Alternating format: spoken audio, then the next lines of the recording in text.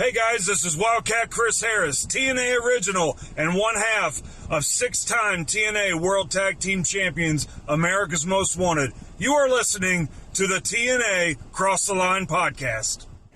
TNA Wrestling, Cross the Line.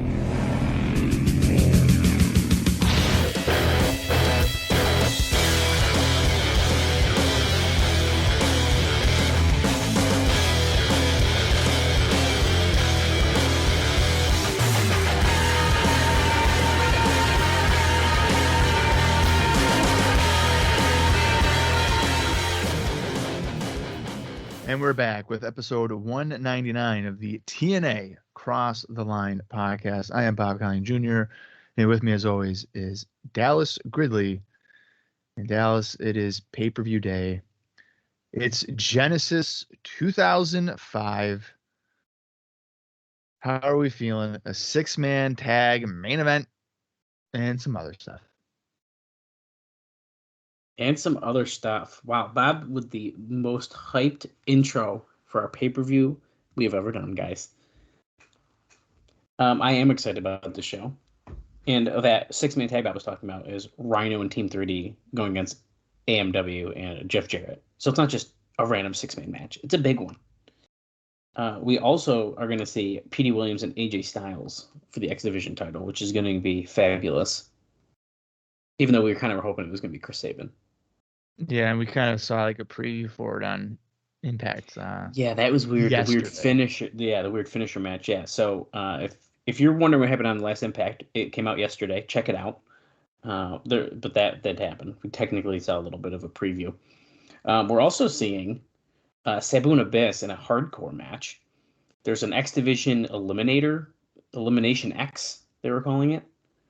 And the only other announced match that I can remember is 3 Live Crew facing off against Team Canada in a hockey stick on a pole match, kind of, where the special referee is Kip James. So it's a pretty interesting situation we got going on there. And then they're threatening something about Raven, but we don't quite know what that means. There's more than that. There's Abyss and Sabu. Yep. Is announced. Did you say that? I just said that.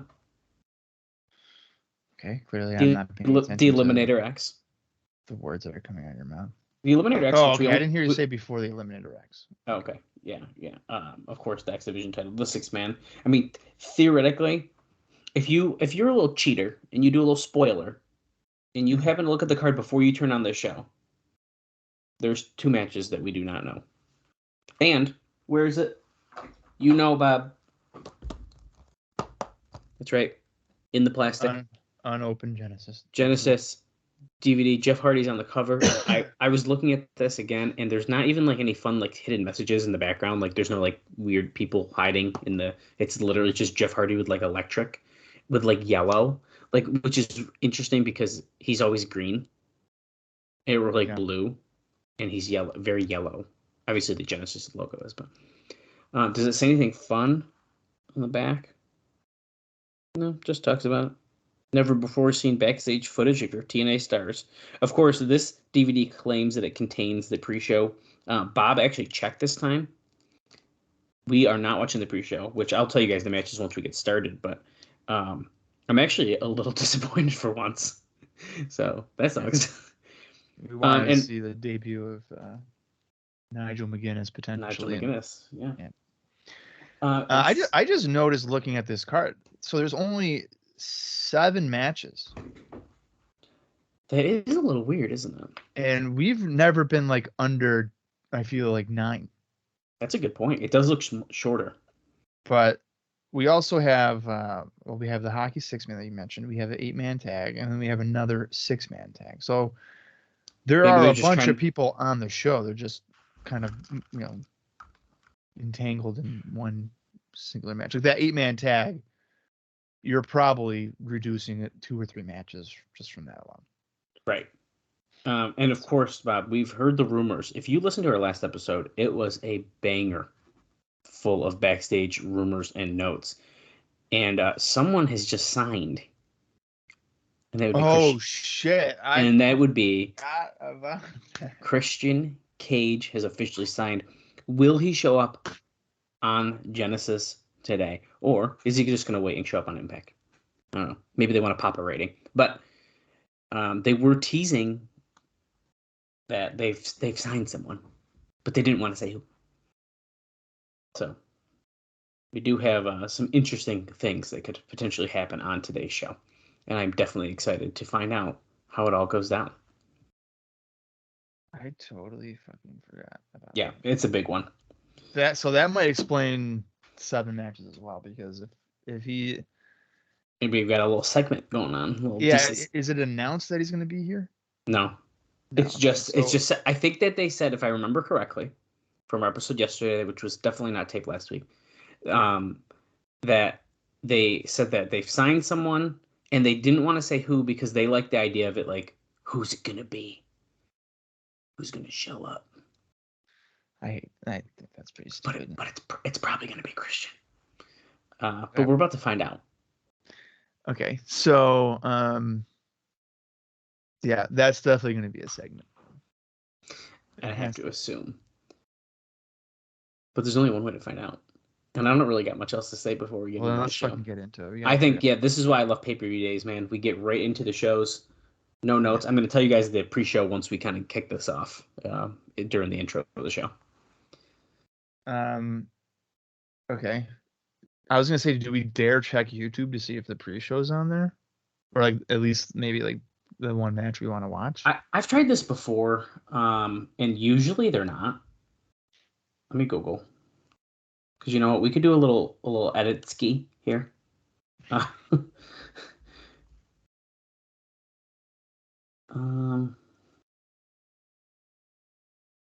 a very quick search. It does not look like it. Okay. It's worth a shot. Yep. Well, then, guys, let's get into this. Now, obviously, I have a quote-unquote 2-disc situation. So, like, I'll have disc 1 playing, and then around the 1 hour, 26 minute, and 49 second mark, I will be transferring to disc 2, which usually takes me about 15 seconds. Mine's smooth. Mine's smooth transition. I also find this fascinating too, Bob, with the way that we have our personal collection versions of this, whereas like the actual release is on 1 disc. I mean, there's not 2 discs in here. Oh, that's weird. There is something now. I think when we did, maybe it was Victory Road. That one might be. I can't remember. That one might have been 2, or one of them was one of those like end of the year in 2004, because we had a screen that was like continues on disc 2. Whereas like the versions we're watching now literally just cut and then they go into it. If I had to guess, I would imagine Victory Road. I feel like that's the one. But first pay-per-view, so they probably had like bonus features or something. Right. All right, let's get into this though. We got almost a 3-hour show. Now this show is available also on YouTube, on the Impact YouTube page, and then also, of course, on Impact Plus. But why would you pay for Impact Plus if it's on the YouTube channel? I don't know. And then if you have it in your own personal collection like we do, you don't need to pay for any of it at all anyway. So I'm going to count down from 3, and when I say play, that is when you're going to want to press that play button and follow along with us. So here we go. 3, 2, 1, play. Oh. Start off in memory of Eddie Guerrero.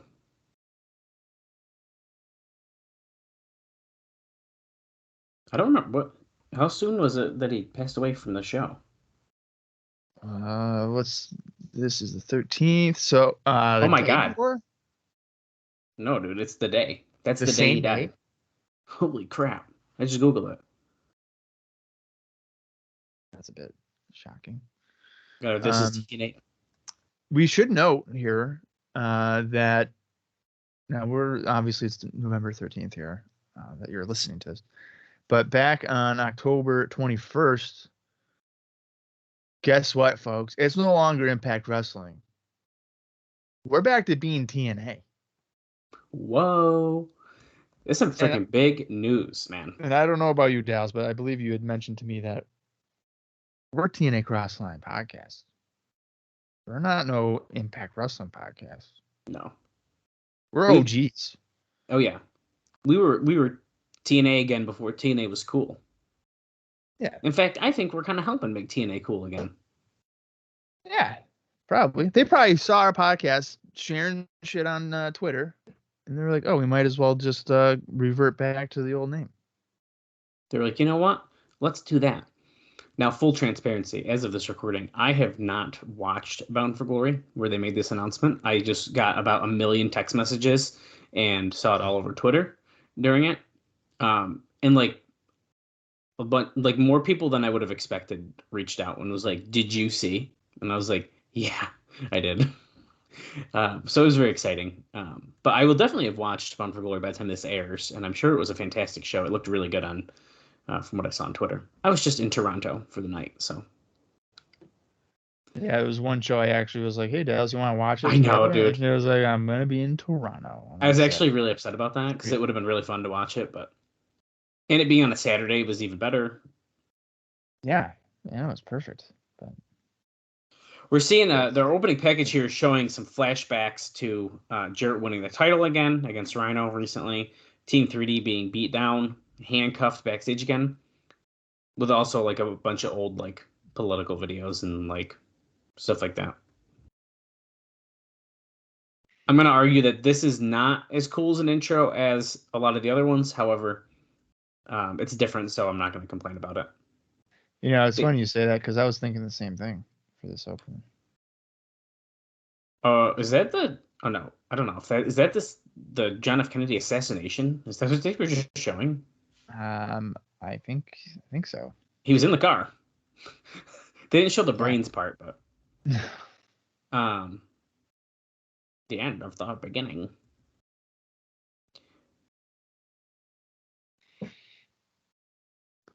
Okay, that was our intro. Oh, look at the electric. And now, Total Nonstop Action Wrestling presents Genesis. All right. Now, this is a show I don't remember having ever truly watched. I'll be honest, dude. I don't know if I've watched this one either. A lot of Eddie Guerrero signs even right away. Before we get too far into this, though, let me give you those pre-show matches so we don't get lost here. First up, we saw Shark Boy defeating Nigel McGuinness in 5 minutes, 30 seconds.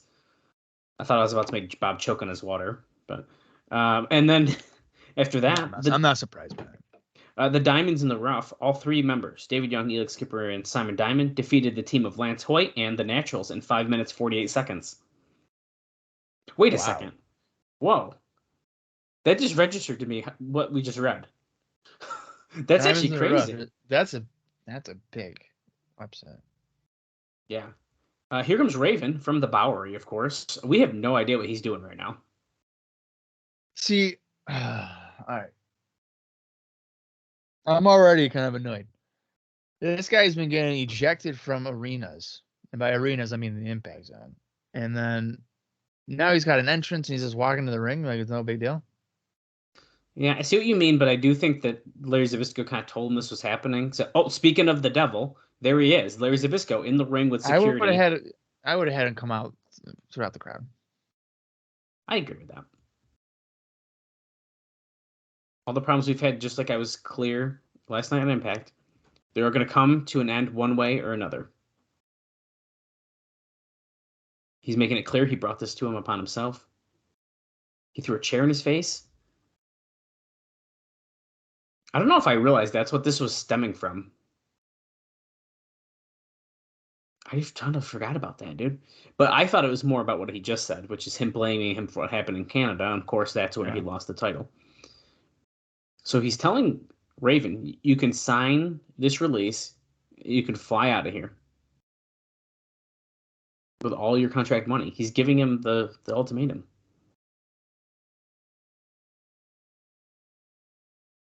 Or he's going to make his professional wrestling career a living hell, just like you made mine.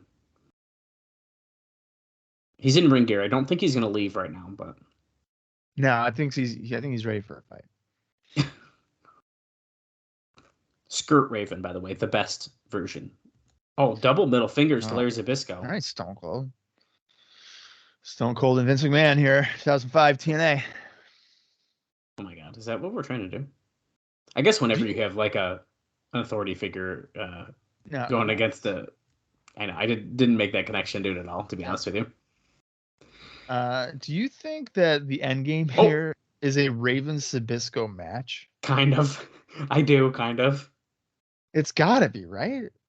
He just tried to choke him again, and he said, "Good luck in hell." Hand-picked opponent from Larry Zbyszko. Who do we got? I don't recognize this music. Oh, but that's not just the coolest, and that's not just the best. That's just incredible. But it's PJ Polanco. And if you pay him $50, he'll come on your podcast for an interview. Maybe. But if you buy his book on Amazon, you won't get it. Hey. At least Amazon, you can get a refund. That's true. You buy it from him from his DMs and Twitter. Now you're fucked. Yeah, don't do that. Do not do that. Okay, so this is not. I did do that, but don't do that. No, this is not the first time we saw PJ Polanco here. He had what was it, back in 2003, Bob, that we saw him feuding with Jerry Lynn? Yes. Yeah, it wasn't a bad feud. No, I mean, all their matches were like stipulation stuff, but yeah, no, it was fine. I just remember him fighting in Dusty's office, the truck in the back. Yeah. Wait. Well, Dusty wasn't. Yeah. Man. But they were fighting. It wasn't his office at the time, but it was his truck, which became his office. So when I just said like Zbyszko, like this could be leading to a Zbyszko Raven match, I was like, I wonder when Zbyszko had his last match in Dallas. His last match is in 2015. So he very well could be wrestling. He's definitely going to wrestle. At some point. Against fucking Raven. Raven has like a chokehold on PJ Polanco. And the way he was holding, well, he broke out now. It looked like he was like choking him to be like, stop stiffing me. Oh. Did he just drop a knee right on his balls? Larry Zbyszko wrestled on a Ring of Honor show? That's awesome. In 2010? Holy crap. Get out of here. He fought Scotty 2 Hotty with Johnny Fairplay as the special referee. It's SoCal Showdown. That's weird. What the fuck? I'll have to check that out somehow. That's now, crazy. Do you think that they're using the PJ Polanco name instead of Just Incredible because like they're on TV now and stuff and they're afraid that they're going to get in trouble? Because in the asylum, he was Just Incredible. Was he? Yep. Oh, I think you're right. Well, that was a really shitty back elbow. Zbyszko's watching from the guys. You're probably right. Because they're scared. I mean, not scared, but you know what I mean. They're being a little bit more cautious, right? There'd be like a lawsuit or something. Yeah. Look at finally they changed Kip James. They changed Matt Bentley. Yeah. So they're covering their bases here. Team 3D, they made sure that they had a new name and all that. Yeah, but they're even like teasing the Deadly Boys. Ugh, I don't want to talk about that. And if we never read those notes, dude, we'd have no idea the reference that he made. Yeah. I would have just thought he was being stupid. I mean, he was still being stupid, but I didn't like a tease of potential name. Yeah. And I think that's what it was. I think they were like testing it out to see like how it kind of sounded. Yeah. And I don't think it worked out very well. Now, Just Incredible. I mean, I've enjoyed Just Incredible's ECW run. And then also that brief feud with Jerry Lynn. But here in 2005, I mean, if you look at this guy, he looks scrawny. Okay, now that you say that, yeah, he does. Because I remember he was kind of jacked. Yeah, ECW Just Incredible. He was pretty muscular. But even I guess when he goes to WWF, he's kind of slimmer. Mm. But this seems like very slim, and I'm wondering if that is why he's wearing a t-shirt. You're probably right. Also, I gotta say, dude, this match has been very. Oh, he got the kendo stick. It's been a very interesting match. Well, Cassidy Riley, whose hair is all of a sudden very long. Oh shit, he just got caned. Oh, and Raven ducked it and he broke it over the ring post. Well, kind of. It just opened up. Now he's in the ring with it. He ducks it. Raven with some punches. They were doing a lot of like groundwork, which is weird. And like Raven is throwing knees, and like Just Incredible has mostly been throwing like knees to the gut. Yeah, that's something I don't like between ECW guys. And I'll give you literally an example. The other day I was watching a indie show from 2003, I think it was. And it was Raven and Balls Mahoney. As Raven just hit a bulldog out of the corner. You made a disgusting face of Balls Mahoney and Raven. No, Raven Balls Mahoney. Yeah, I'm okay. Okay. Well, going into it, you'd think brawl, chair, blood, ECW. Yeah. And no, it starts off with amateur wrestling. Okay, so that's like kind of what we're literally watching. Yeah, but the thing with like Balls Mahoney is he was an amateur wrestler. Like he has that background. Oh, I didn't know that. So yeah, as I was watching it, I was like, oh, he's like literally showing off that he can do this. But as a wrestling fan, I didn't want to see that. No. And similar to here, like I don't want to see an ankle lock as a spinning DDT that looked kind of shitty by Polanco gets a 2 count.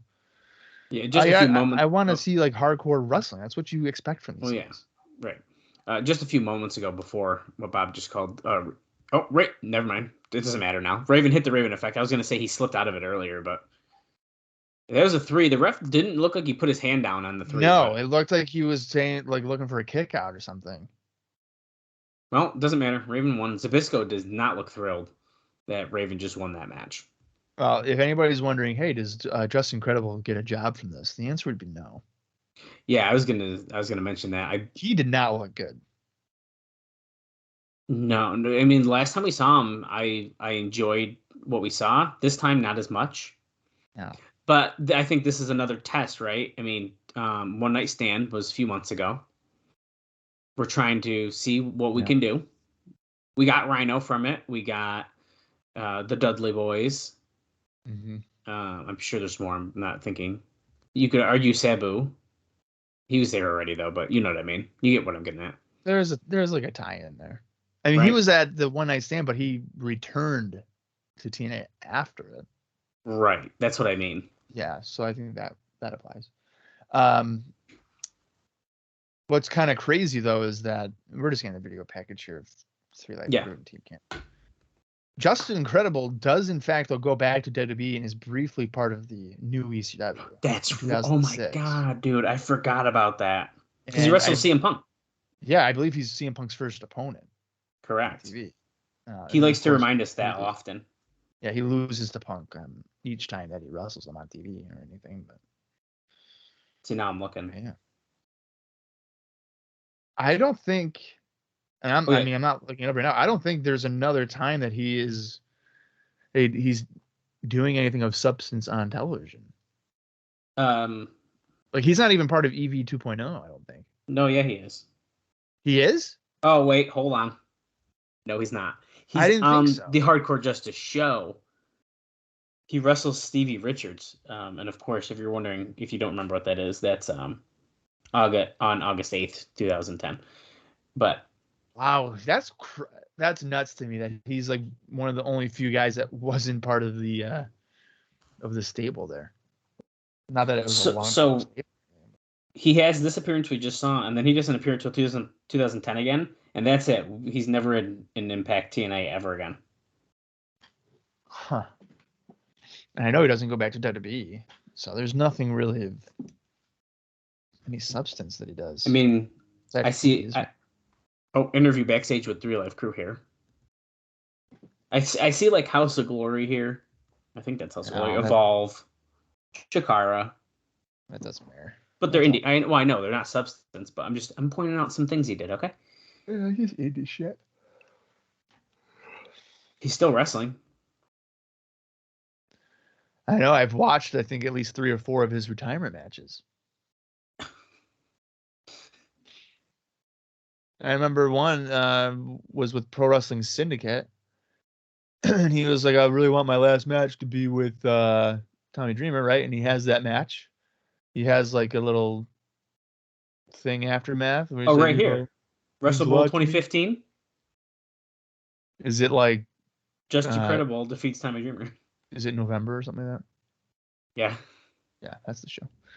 He's all like, started my, made a name, whatever. This is it. And I remember looking it up, and it was like 3 months later he was wrestling again. Yeah, he literally wrestles in April the next year. Yeah, it's just stupid. It's like don't be all like this is it. Okay. When it's like not it. Okay, Bob. So we're calling this the 6-sided stick fight. Every single post, as I thought was going to be the case, has a hockey stick on top of it. So what is the point of this match? Do you just grab a hockey stick to use it? Right. And Bob, I want you to look above the entrance ramp. There, once again, is the Against All Odds wings. That is definitely the Against All Odds wings. There's no I can't believe how much they've used those. Also, random is the Good Lord. Kip James is doing a Shawn Michaels Judgment Day 2000 referee look right now. It's pretty funny. I mean, that is literally how Shawn Michaels looked. He had the tight fucking shirt. And I'm going to fucking put the show on right now on my Peacock and see if that's right. No, this is insane. Yeah, the point here is the grab the sticks. And as I was about to say, did they have those yellow arrows on the entrance ramp before, or are those new? I think I've seen those. Since we've been watching those? I thought so. I don't know, dude. I also could be way wrong. Because, like, I've tried to be observant where, like, things change here, but, like, sometimes they're doing random stuff. Don't take my word for it. I'm probably wrong. So here comes Bobby Roode, Eric Young, A1. A1 has a magnificent tan. Oh, he's ready for Starrcade. Dude, he's winning the title from Sting. Yeah. From Hogan. From Hogan, I know. Not from Sting. But I'm saying that he is Hulk Hogan because he's that tan. Oh, you're saying he is okay. Because he's hot dog color. He's 7-Eleven hot dog on the little thing. It's so gross, but so accurate at the same time. All right, I literally am putting Judgment Day 2000 on right now because I need to confirm in my brain. And I know you were like, no, it's true, but like for my own sanity, I gotta. I don't know if I've seen that full show. Maybe I have. Judgment Day 2000 is actually a really good show. I feel like. I mean, maybe I have. I don't know. Here goes 3 Life Crew with their American flag because America. No. Can I just say, dude, when I went to Toronto, just like being somewhere else where I don't have to see, I can see something different. There's maple leafs everywhere. I don't recognize any of the company names. It was so fun. I think Team Canada is a baby face to me now. Okay, so Shawn Michaels definitely has the shorts, but he doesn't have his shirt tied up like that. Okay, but that part I'm not surprised about, but is it tucked in? Definitely yes, it is tucked in. Okay. Yeah. All right, I'm not gonna watch. I mean, I might watch Judgment Day 2000 later on today because I really like that show. So. Yeah. Cool. All right. I can continue on with my day now. Excellent. Oh, they're about Eddie because I told you. What is the show is November. So okay, I can talk about it because of the context. So I was reviewing an NWA Cybercade show I told Dallas about, and it was from August of 2005. And there was a match on there between Abyss and Jeff Jarrett inside of a steel cage. Let me tell you, it sucked. Most of the match happened outside of the cage. Shocker. Because, it's Jeff Jarrett. Got to brawl in the crowd in a cage match. Rhino comes out, not even booked on the show for interference. And that's it. He's on there for like 30 seconds, which has been a theme here on TNA. Big names are on the show for just 30 seconds and we go home. But also on that show was Kip James making his debut, and Sonny was his manager. There's a connection with like the Smoking Guns back in the WWF days. Oh wow! So Dallas, now looking at Kip James, that's like so weird, dude. That's so weird to think about. Like, here's the thing: I didn't even put it together the first time. Like as I was seeing him, it took me like a little while into the match. I was like, "Oh my fucking god!" That's a connection. Billy has evolved so much to the idea that him and Sonny is like doesn't compute with like what the Smoking Guns was at all. Wow, at that's all nuts. because he's like nowhere near that. But you look at Kip James here, right? In his referee attire, or whatever. To me, he's not coming across as like this enormous guy that's going to be like you think he's a star. As Eric Young has already gotten. Yeah. Can we? Hockey.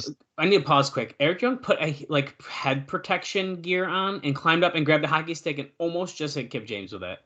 He looks so goofy. Oh, Kip just broke it over his knee. Nope, can't use that one now. Because Eric Young is not the legal man, for the record. Oh, and Kip just took his headgear. But so what I was saying about Kip James, like here, you don't think I don't see him as this big star, whatever. I'm watching this August Cybercade show, and Kip James comes out, and I was sitting there like, oh my god, I think I would put the world title on him. He looked huge. He just came out he looked like a fucking star. And I was like, what is going on? How is he different looking here than he is in TNA? I think part of it is probably, I mean, his opponent was like 5'8". I think that's what I'm trying to get at I was trying to be like, not that he's lost in the shuffle, but when you're around other guys who are also jacked and like big, like you don't realize how big he is. Yeah. Okay, BG is trying to climb to get he can't do it. He can't do it. Like, I'm gonna, just for a reference point for us visually, Bob. So I remember meeting him at a Big Time Wrestling show and being like, this dude is so much larger than I expected. Yeah. I mean, I'm trying to find it. He's got 2 feet on me, I think. Yeah, he is. He's freaking huge, dude. I think you're absolutely right. If you have a roster you do in TNA, especially as time goes along, he's just going to get knocked down more and more. But if you go onto an indie show where it's all these, warehouse workers who on weekends are cosplaying as wrestlers, he's going to look like a freaking monster. Right. A heel kick here by Ron Kennings onto Rude. Kept going for the count, but only gets a 2 count. So this is a hockey stick on a pole with 6 poles, and you still have to win by a pin. Yeah, it's just as like they can be legal. Why are they on poles?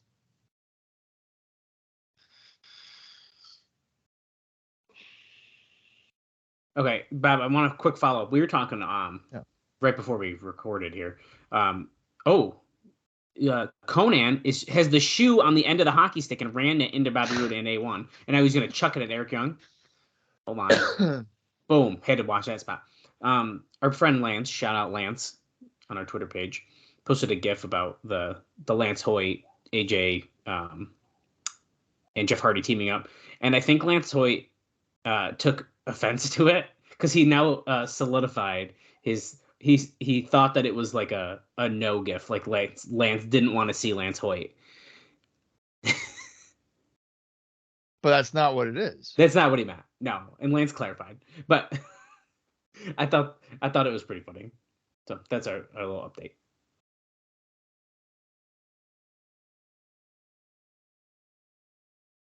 Here I am liking all the responses, and he's trash talking one of our fans, Lance. I didn't like his post because I thought he was hating on you. I thought he was talking about your enigmatic part of your name. No, he was talking about the Lance part. That explains, other than your name, same reaction to you. And then he's like, oh my god, this makes so much sense now. Yeah, we're piecing it together. We were trying to dissect this before we got on the air because we were like, what is Archer talking about? Yeah. So, but everything's good. Everything's good. If you want to interact with wrestlers on our Twitter page, though, too, you can follow us over at Cross the Line TNA on Twitter. And if you put a GIF that potentially is saying that you don't like Lance Archer on one of our posts, he might respond to you. It's crazy, but I feel like wrestlers are more likely to respond to you if you somehow insult them instead of praise. It's true. It's true. No, it is. Oh my god, you're my favorite wrestler. Nothing. You're a piece of shit. Fuck you, buddy. It's like, oh, all right. That's all it took? Cool. Right. I mean, Bob has like literally a list, and it just keeps growing of wrestlers who block him on Twitter. And the thing is, I don't even know about it till I see like a tweet being shared around that I can't see, and then I figure out who is the author of it. And I'm like, oh, Matt Riddle blocked me. Nice. I haven't even interacted with him ever. Hulk Hogan. Hulk Hogan. Well, Hulk Hogan. I Does directly Honky Tonk block you? Oh, that's a good question. He blocked me. Honky Tonk Man? Yeah, because he made some reference about TNA being irrelevant, and I said they're more relevant than your career or something like that. I can't remember the exact talk here, but Eric Young backbreaker on BG James. Kip, another cover, slow as fuck, dude. He counts so slow. I know. They keep yelling at him. Come on, Kip. No, I am not blocked by Honky Tonk Man. Oh, that's it. Okay, so I have that one on you. Eric Young going to get another Sky has stick. blocked me. I know that. Oh my god. Oh, he got a hockey stick, but he dropped it. So I don't know who else has blocked me. Wrestler wise, I don't know. Hulk Hogan. Well, Hulk Hogan, yeah. Well, that was because he literally spoiled the Bound for Glory. What, 2011? 11, I think. Maybe. When it was Rude and Angle. Sounds right. And I was like, dude, maybe you shouldn't tell people that you're essentially WrestleMania main event, finish. Because he's like, Rude's not ready. Angle's going over. It's like, what the fuck? And I remember watching I was watching that show. I didn't pay for it, but I was watching it, and I was like, you know what, dude? If Rude doesn't win, I don't know if I can continue on with this, like with watching TNA. And Kurt Angle, I believe, won with using the ropes. Mm. And then I think it was 2011 or 2012, because it's literally a few days later, James Storm won the title from Kurt, and then Rude beat Storm for it. And I was like, are you fucking kidding me? He couldn't just beat Kurt on the show. That's when I checked out. Like I just stopped even trying to watch it. Couldn't do it. Because I was big on Bobby Roode. I liked Bobby Roode a lot. Oh yeah, of course. Flying forearm here by Ron. Goes to the cover. Wicked slow. Well, so he's still counting slow for everyone, dude. I was just gonna say, is he just a naturally slow ref? Hey, did he count slow at all for BG, or do you think he's gonna do a little fast one for him to really show his friendship? I don't know. I think he's just going slow for everybody.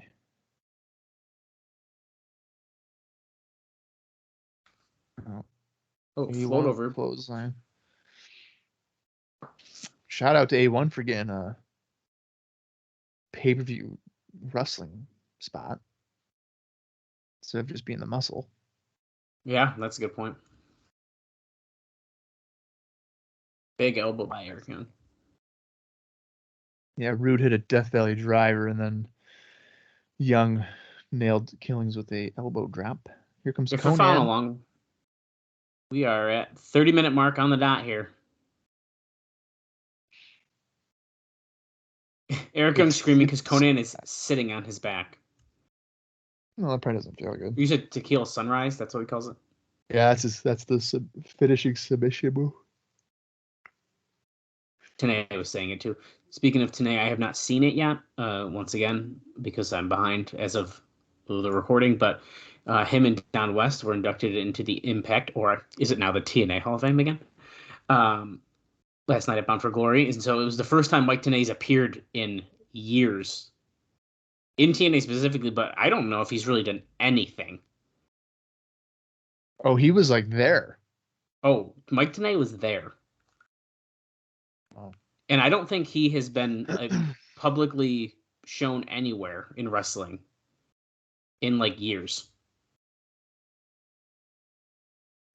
Do you think at some point Tenay will get the Shivani treatment? Okay, real quick. Ron Killings just got the pin on Eric Young, and I'm going to look up how old he is, because I was wondering that. But I feel like is he older or no? Shivani or Tanae, I think, is younger. He's 68. Tanae? Yeah, Shivani's not like 70, is he? No way. I'm looking. Shivani's got to be younger then. Oh, wait, we're trying to shake hands. Okay, so Shivani's 65. Yeah, okay. Wow. I thought Tanae was younger. So that's the only thing that makes me think no, because I feel like he's probably done with it at this point. Yeah, if he's going 70. People were really hoping he was gonna like call a match at Bound for Glory. Oh. But listen to this. This new major talent acquisition. We're talking to James Mitchell about this in Abyss. Mitchell says he couldn't care less. If you're going to come into TNA leapfrog over Abyss for a title shot, you're gonna get a black hole slam, basically.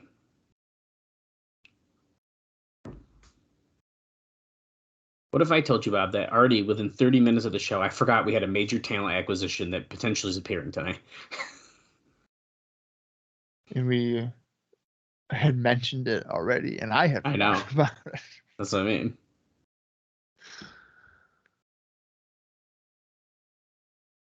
Barbed wire. Oh, okay. Oh, he's like screaming every time he hears the word barbed wire. They're Why saying is it's he his afraid of- kryptonite.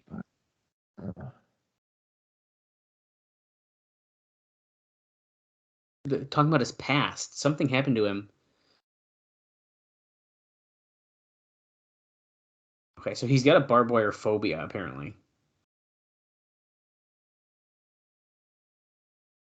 That must not last, right? No, he's probably going to get over it. If I had to guess, Bob, within a month or so. Oh shit. Yeah, bro. Gonna have to. I just got a weird feeling.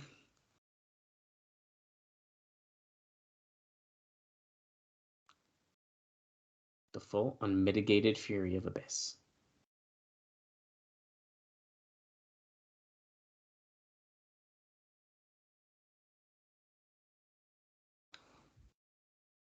Okay, so he's going to provide us with a little visual aid. Oh, Sabu. This is your brain, Sabu. It's an egg, right? Oh, look.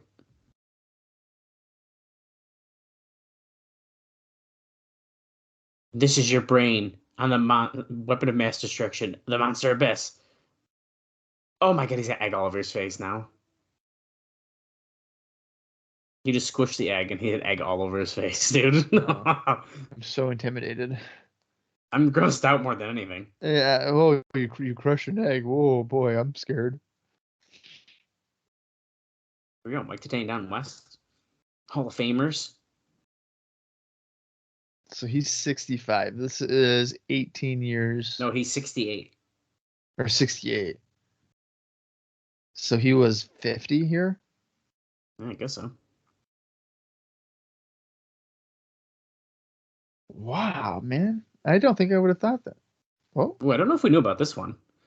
Top contenders match, Monty Brown versus Jeff Hardy. Ooh, match graphic even. Should be a pretty obvious winner there for us, and here, look at, we're seeing, you would have thought this was the beginning of the show. yeah. Why are we doing this now? No disqualification match, Sabu and Abyss. Give us more. I love the match cards. They're nice posts. Oh, fuck yeah. Let's go, baby. AJ Styles, Petey Williams. And I'm assuming we're going to get the one for the main event, right? They're playing like really weird music in the background. Whoa. They don't get the moving graphic for the main event. 6-man main event. That's too many guys. And if you noticed, Brother Devon and Brother Ray, it's not a studio shot. No, that's like in the impact zone. It actually doesn't look awful, but it's not. No, it's not shot. bad. And of course, there's the Eliminator X match. We did not show it right there, but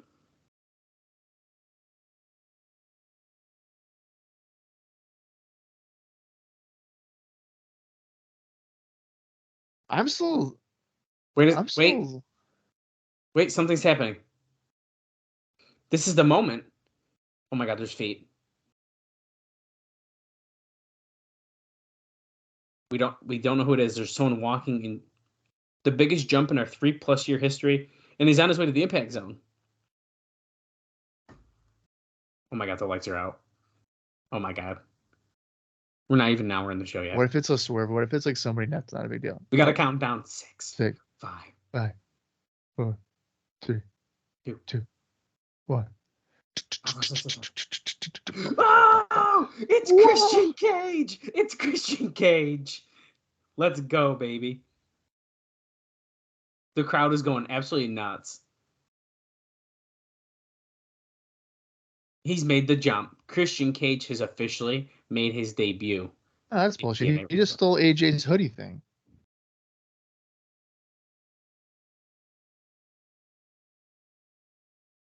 This is awesome. I'm feeling real good about this right now. Oh. His Canadian roots, because his original wrestling name was Christian Cage. Now, I'll tell you right now, as a kid, I thought they were just like sticking a name at the end so they didn't have to call him the same thing. I don't know if I really knew that or not. I want to say I feel like I've heard it. I feel like I've heard it before right now, but as a kid, it was just like, oh, they just needed to add something to his name. Yeah. The Peep Zone, dude. The entire front row is Peep Zone. I kind of like that. Yeah. The Peeps. What is Christian about to say, dude? This is a huge deal. That would be a good talk show name, Peep Zone. Peep Zone.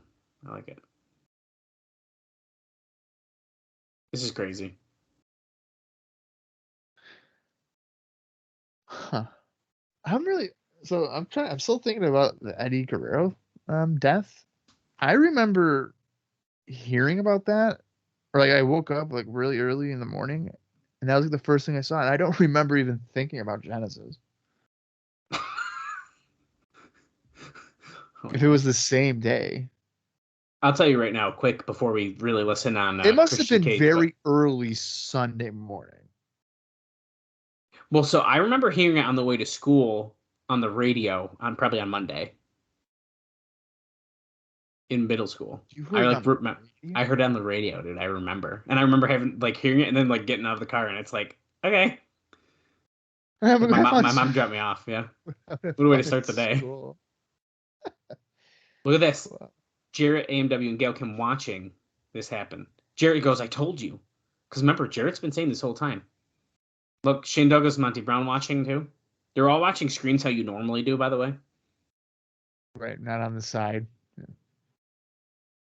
Although right now I'm actually standing to the side of my TV. Or sitting at the side of... Look at, he just said, he's talking about people being dressed as a doctor pulling things out of another man's ass. I think that's in reference to is it the JR segment?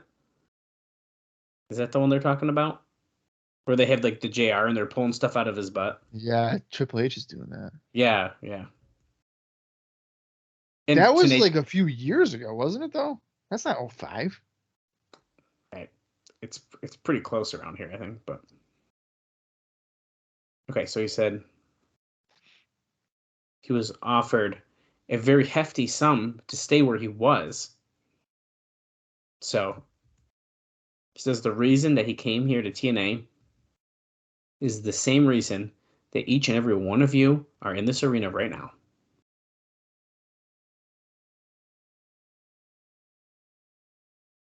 The same reason that everyone's watching Genesis live on pay-per-view. And that reason is that I love wrestling. So this is kind of funny to me in hindsight because I sort of feel like this is the same reason that like Edge just jumped to AEW. Is it's like I want to go do something else, even though I was offered money. Yeah, I mean, I don't know if like with Edge, I'm not sure if he really had much more to do there. I agree. Especially like matchup wise. I feel like it's very good after, a 25-year career to mix it up a little bit. Yeah, I mean, he probably should have jumped ship in 2020. Yes. Because that's when he wins the Rumble, right? And then he doesn't win the he doesn't I win think the so. title. Christian said he's sick of egos and politics.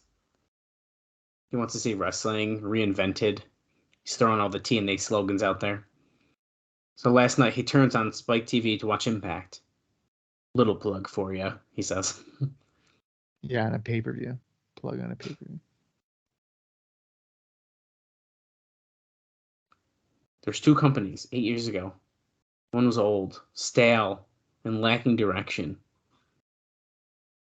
And the other one he was a part of was young, hungry, and cutting edge. So he's 8 now years ago? What, 97? There's still two companies. He wasn't there in 97.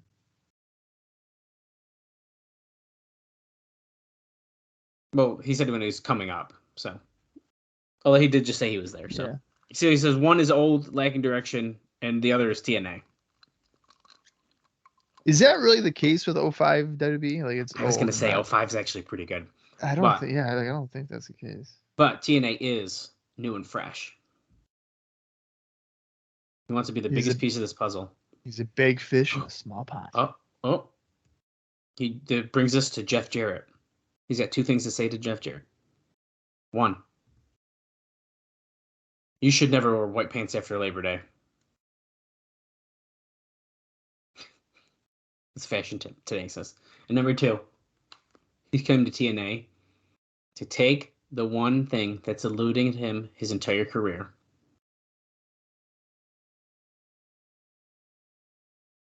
The most important prize position in this sport, the NWA World Heavyweight title. World's worst entertainment, WWE sign. Classic.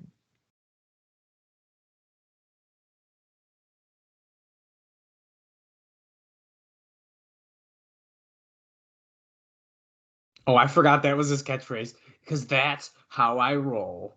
And do you hear this? Scott D'Amore's probably about to come out. Team Canada song. Of course, he's going to try to recruit him into Team Canada. Coach Scott D'Amore. Accompanied by Bobby Roode. I think we're about to see who Christian's first opponent's about to be.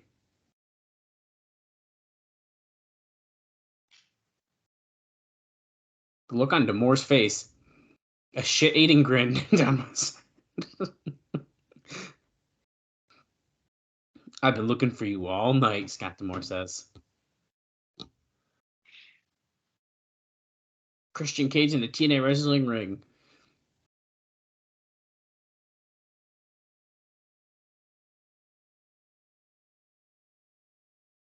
No one is happier around the world or in this building than me. I think he's going to join Team Canada, Bob. Well, if he doesn't, I know who his first opponent will be. I just said that. You just said he'll be joining Team Canada. No, you weren't paying attention. I said I think we know who his first opponent's about to be. I was paying. I'm watching. I was listening. No, you weren't. You're on your phone. When I just said it. Well, there you go. Bob's going through some stuff, guys. Okay.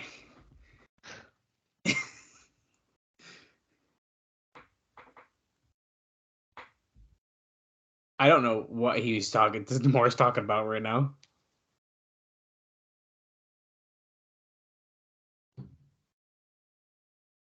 We've come a long way, and we've got even bigger things ahead of us.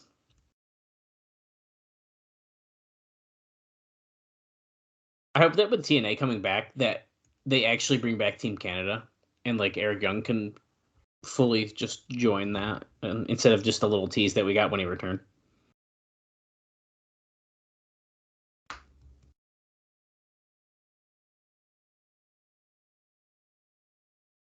So, he says, oh, you got to align yourself with the right people politically. He doesn't have to explain that to someone like Christian Cage. He just said, though, he doesn't want to deal with I know. politics. It's so funny. I want to work somewhere where there's no politics. And then Gilmore's like, you got to align yourself with people that know how to be political. If I was Christian, I'd be like, what did I do? Did I come to the wrong place? So he says that Petey Williams is going to walk out with the X Division title and that they're going to help him take Jeff Jarrett's title. Well, because I guess Jeff Jarrett is aligned with him, so I think I might have misspoke there. I think he's saying that he can get him close to it, kind of thing. Scott, that sounds pretty good. Oh, Bobby Roode cut him off. There's no questions, Christian. Do you not understand what Coach Moore is offering you? Do you not understand the opportunity that's knocking on your door right now? You have an opportunity to walk into TNA and be a part of something that me and the rest of the boys have been busting our ass for the last 3 damn years.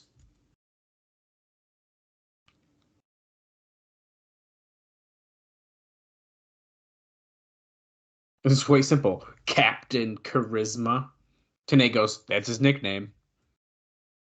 You're either with us or you're against us. Demore does not like that Bobby Roode is threatening Christian Cage right now, I don't think. That's not a good first impression.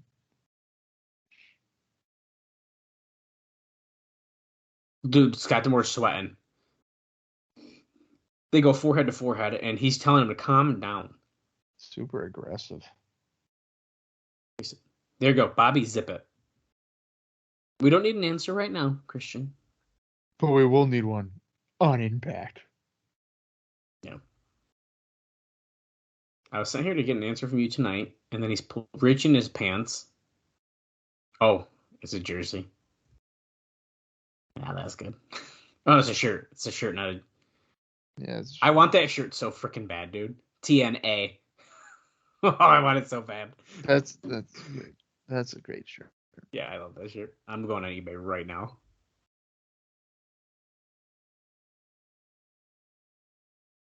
I hope it's on there. Oh, it's the right size, he says. It's going to take him some time. Oh, he's going to see if it's the right fit.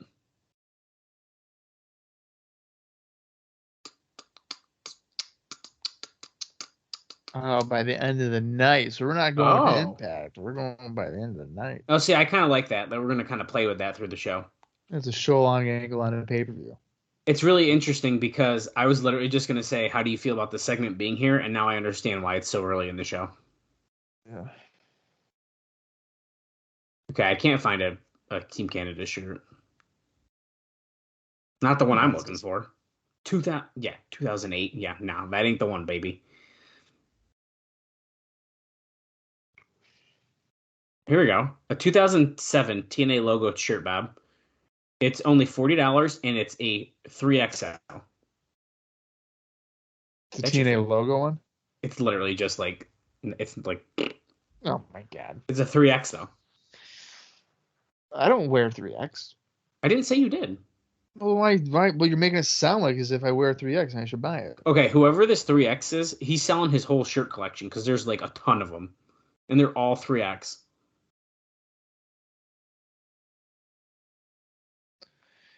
I'm assuming he lost a lot of weight or something.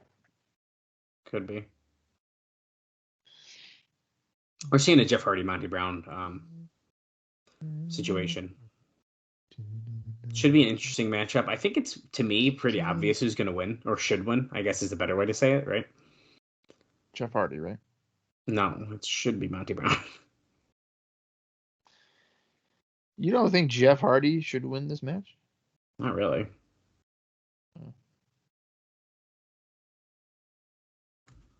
Is it going to be the Alpha Male or is it going to be Jeff Hardy? Now, this is going to create an interesting situation because Christian Cage wants the title too. The rumor has finally been answered. He's talking to Shane Douglas here, talking to Monty Brown backstage. Well, you know, Christian Cage literally just got here, so I don't know how he would be a number one contender. That would make virtually zero sense. Because he's Christian Cage. Yeah, but like you got to earn it. You can't be like, oh, hey, remember when I beat Orlando Jordan on SmackDown? I'm now the number one Oof. contender to the NWA World Title. Like, that doesn't make any sense.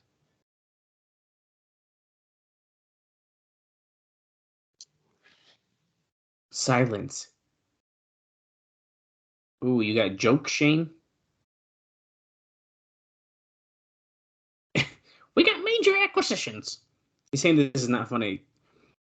Speaking of Monty Brown, did you see Lance Archer post a new pic with him? No. How recent was that?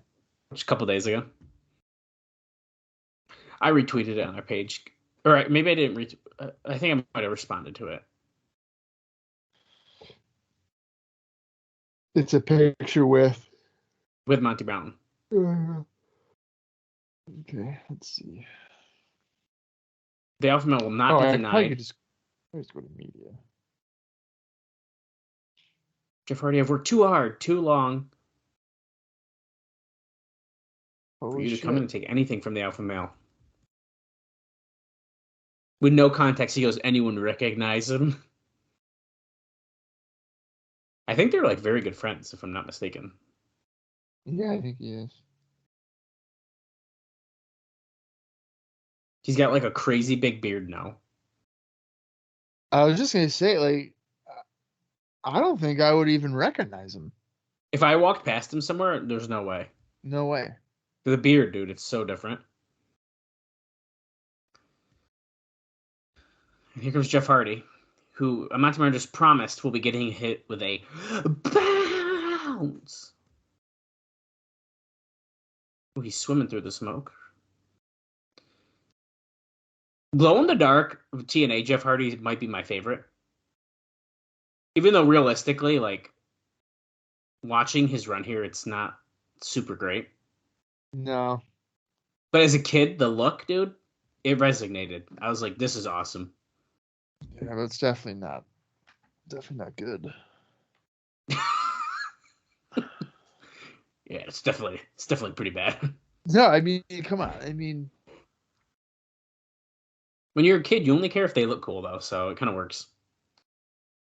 well, yeah, but you would also want them to, win matches. Yeah.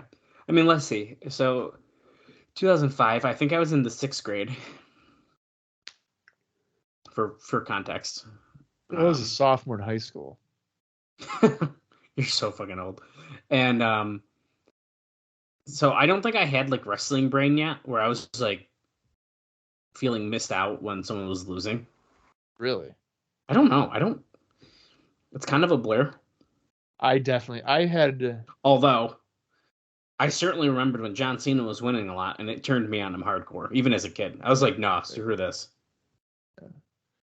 No, I definitely had that mindset. I mean, dating back to WCW with like Chris Benoit, because like I wanted Benoit to win the TV. I wanted him to beat Booker T for the TV title, and he never did. Oh. I was like, God damn it! This guy cannot beat him for the title. He'll beat him in non-titles or whatever. He can't beat him for the title. It was pissing me off.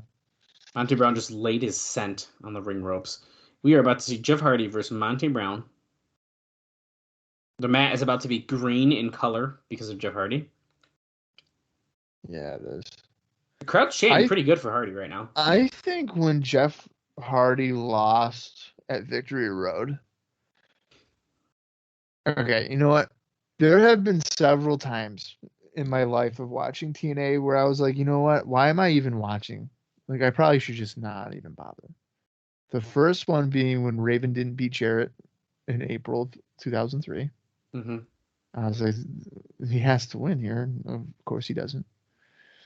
I remember ordering the first Victory Road, and I was like, Jeff Hardy's going to win the title. He didn't. And I was like, what the fuck is the point? Why am I doing this? And then, I mean, I already talked about the Rude one. So that's like at least 3. Yeah, I mean, I could understand that. I think the thing that's crazy about both of those 2 big title wins is that we could still be theoretically in the same place we are, but both guys would have been better for it. Oh, yeah. Like, it's not like it would have, like, majorly affected anything. Because even if Jeff Jarrett got it back, at least then the guys won when they should have won. Jeff Hardy, I think, would have been in a much better place if he won that match, even if he lost it after a month, because then it's like, okay, he did it. He beat Jeff Jarrett for the title. But yeah, why don't you just do what you're doing to Rhino? But with Oh my Jeff God, the Hardy? pounds? Oh, Hardy held on the rope, though. Sidesteps, Monty Brown to the floor. Oh, a little curtsy. Here comes Jeff Hardy. Baseball slide. No, Monty Brown moves. Throws him against the guardrail. Couple right hands. This guy's like, you want my water bottle? No, that's R-Truth's gimmick in about 6 years. Using the water bottle. Yeah, and then people selling it like they got shot. Well, remember that one gift that I sent you? Or is it maybe the video? I don't know. Where like Sting sells like getting hit with chips. Dude, it's one of my favorites. It's like so ridiculous. Yeah. There's one video that goes around sometimes where Sid Vicious powerbombs the park onto a bag of popcorn. Like a big awesome. a big bag of popcorn. And he sells it like he's done, like he's dead. But That's it's like you're awesome. landing on popcorn. That's got to be 99, right? Oh yeah. I've seen like no 99 WCW. And okay, Hardy just walked across the balcony like railing and jumped over the guardrail and fans to hit Monty Brown and almost didn't make it. Yeah, he almost Elix skippered himself. Yeah. Yeah, dude, talk about some stuff I want to watch. 99 WCW. Except I just canceled Peacock, so I can't even do it. Oh, you did? Yeah, I did. For now. Well, if only somebody had all the Nitros and Thunders on a hard drive. Huh, I wonder if I should send them a DM. A DM next time I see him. I'm really surprised you got rid of Peacock. I'm trying to save money where I can. And I don't use it. We don't do IcoPod, so there's no point for me to have it. Yeah, but you don't watch like any wrestling? I can barely watch Impact and AEW currently. To be honest, I like don't want. I could barely have time to do it. Oh, you barely have time. I thought you were saying like barely have interest. Oh no, it has nothing to do with interest. Okay, just time. Yeah, it's time. Because if I had more time in my life, I'd watch a lot more Japanese wrestling. I was getting really into Pro Wrestling Noah. I just didn't have time to watch it, so I stopped. Oh, Hardy gets tossed over the top rope to the floor. Yeah, I wish over the head belly, but eh. I wish I had more time and interest in AEW, but now there's like 3 shows, and I'm like, I never watch Rampage ever. Honestly, you can skip Rampage. Collision's not bad, but it's on at a bad time for me, like Saturday night. Yeah, I don't understand that. If I can, prime time? I enjoy it when I watch it, but dude, what? Holy shit! Why did Monty Brown just chuck a water bottle at Mike Tenay like that? He's telling him to get out of the way. Are we finally going to see? He's going to powerbomb through the announce table. Oh, he faked him out, dude. He threw him in the ring. He goes, that's how stupid both of you idiots are. Mike Tenay just threw the script. That's funny. Don West goes, I'd be called stupid and live than be called dumb and die. But yeah, it's just, for me, it's a time thing, man. I wish I do watch all of AEW and I do keep up on Impact, but I'll eventually, I'll get another full year Blu-ray disc of 2023 and then proceed not to watch it then too. You just make me sad because like you're half the time you're home on Wednesday nights and I'm like, are you watching? You say no, and then all of a sudden you're watching fucking Golden Bachelor. Yeah, I mean, I don't have an excuse for it. I really that don't. makes me a little sad. Yeah, because I get home at work, and then you love the pay-per-views. When I watch the pay-per-views, I'm usually asking you, why is this? I know you are. Whisper in the Wind. Oh, Monty Brown move though. That looked like a nasty fall. We've just crossed the hour mark. 1 hour, 58 seconds. Double clothesline. Kind of look weird, but that's okay. Speaking of Jeff Hardy, though, and AEW, since we're talking about this, just in general, I keep seeing lots of shit talk about the Hardys on Twitter, and like I know they're like I saw old that and this morning. I know they're like older and like not the same Hardys, but like I just don't know if they deserve the shit talk they get. I don't know. I mean, I haven't seen a Hardy Boys tag match in a while. I mean, dude, it's not the same, but like the shit talk that they get is just like, come on, it's still the Hardys, so like let's chill. Yeah, but And you can't live off of past like. I think it's fine. I don't know. I don't expect them to be the same. And half the time it's like, oh, Jeff Hardy slipped doing the Whisper in the Wind. It's like literally you could tell it was a planned spot. And he just hit it on Monty Brown here in Genesis. Yeah. I remember seeing something like similar with Sabu, where like Rob Van Dam would be like, oh, they'd be saying you fucked up, but like that was a planned spot. He literally did that on purpose. Because I think his reason is something like not everything should be perfect anyways. So like you should mess up sometimes. Well, I agree. And so that kind of, I was kind of going to mention here, even in this match, like, is this the smoothest match we've ever seen right now? No. Yeah. But, like, chaotic, messy Jeff Hardy, I feel like kind of fits. Yeah. I don't know. Oh, Twist of Fate? No. That's a neck breaker. It was the reversed one. Oh, my God. I thought he just pinned him. Holy crap. Anyways, my long story short is I like the Hardys. I like Jeff Hardy specifically. I don't give a fuck. Well, that's always been the case. Everybody likes Jeff. I like both of them, but I mean, if you're gonna make me pick one, it's easily Jeff because he's cool and has cool color hair. Well, he does more entertaining moves. I don't think I could honestly sit here and tell you a singles Matt Hardy match that I'd be like, I want to go watch that right now. I'm going to second that, except I'm going to say a singles Matt Hardy match. Wait, the Pounce? There it is. A singles Matt Hardy match that doesn't include Jeff. Right.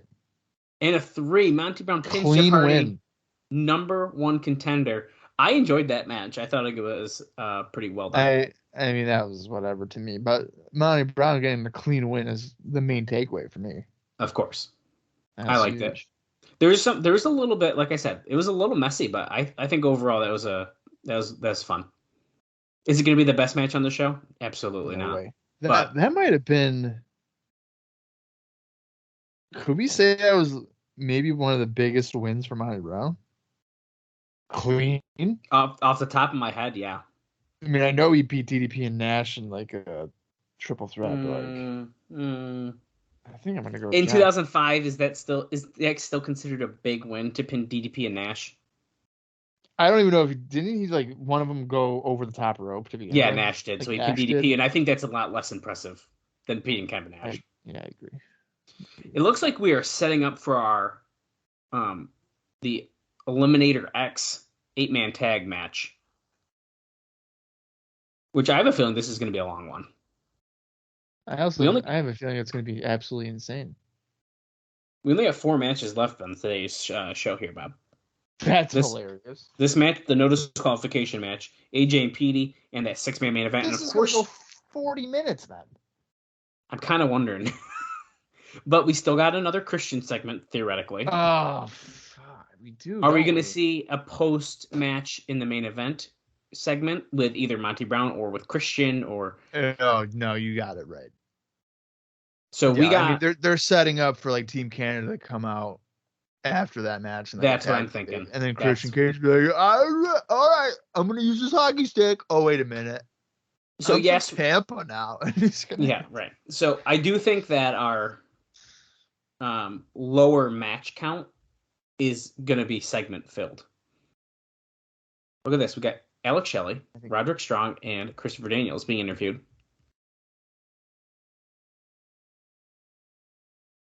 Oh yeah, and their other tag partner, I remember they said on commentary or on Impact, it's Samoa Joe.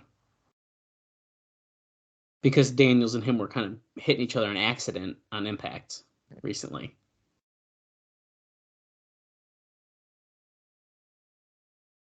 I do not like the bandana on Shelley. It's a very weird look. Is it a band? No, it is. I thought he had his eye covered. He almost does. It looks very weird. I thought he was going for like a pirate look for a second there. Who better to lead the ministry into battle than the person who won the X Division title longer than anyone else? 13 years experience in 2005. I still can't comprehend that.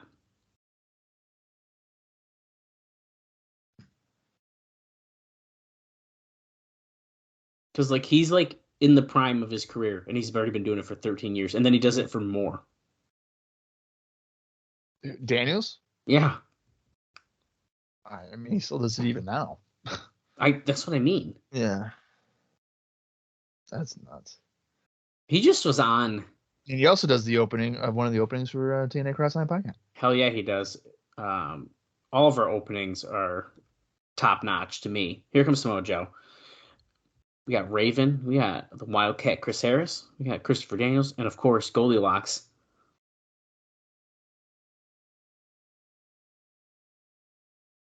I'm kind of surprised that none of the... Oh, wait, does he? What? Does Joe have something Eddie-related taped on his wrist there? He does have something written on his wrist tape. Because I'm surprised that... I was going to say, I'm surprised none of these wrestlers have a Eddie Guerrero. So I might think that part of that is a lot of these guys probably don't really have a connection with him, besides maybe watching him when they're younger. Yeah. Is Shelley buffing up? Yeah, what? Dude. He looks wicked good. Yeah, God, he's doing the embassy arm time. Oh, is that what that is? This is for Ring of Honor, the embassy. Oh, is he in the embassy? Yeah. He is? In Ring of Honor, yeah. Oh, wow, okay. I don't know if I knew that. Roderick Strong here, the Messiah of the Backbreaker. Speaking of someone in AEW, I wish was wrestling more right now. I'm enjoying all his segments and stuff, but I really want to see him in ring more. Here comes Christopher Daniels. And what I was going to say about Daniels is he wrestled recently. And it's kind of crazy to me because when he's a singles guy right now, current day, I kind of just want to see him in SCU. Which is that's another thing. That's the Cody thing to me, where it's why did we have to end this? I was really enjoying it. Why did we have to stop? Yeah, it's funny you say that because I feel like I was reading. It was either Rampage. I think it might have been Ring of Honor. Spoilers, even though he wrestles more on Ring of Honor, so it could have been. Okay, then that's probably what it was. But he did recently wrestle. I think it was on Rampage. But anyways, if I had to guess, it's got to be a Ring of Honor thing that I read spoilers about. Not that I was ever going to watch Ring of Honor on Honor Club. Anyway. No, speaking of something I don't got time for. Yeah, there's no way. I'm surprised that they're running those shows in an actual arena. Well, so I feel like it's one of those. Is it really taped weird with things. Rampage? But yeah, no, Rampage is with Dynamite. Right. So Collision? No. So just real quick, is about the show. Matt Bentley just came out with Tracy, another Hall of Famer, and here comes Austin Aries, one of his partners.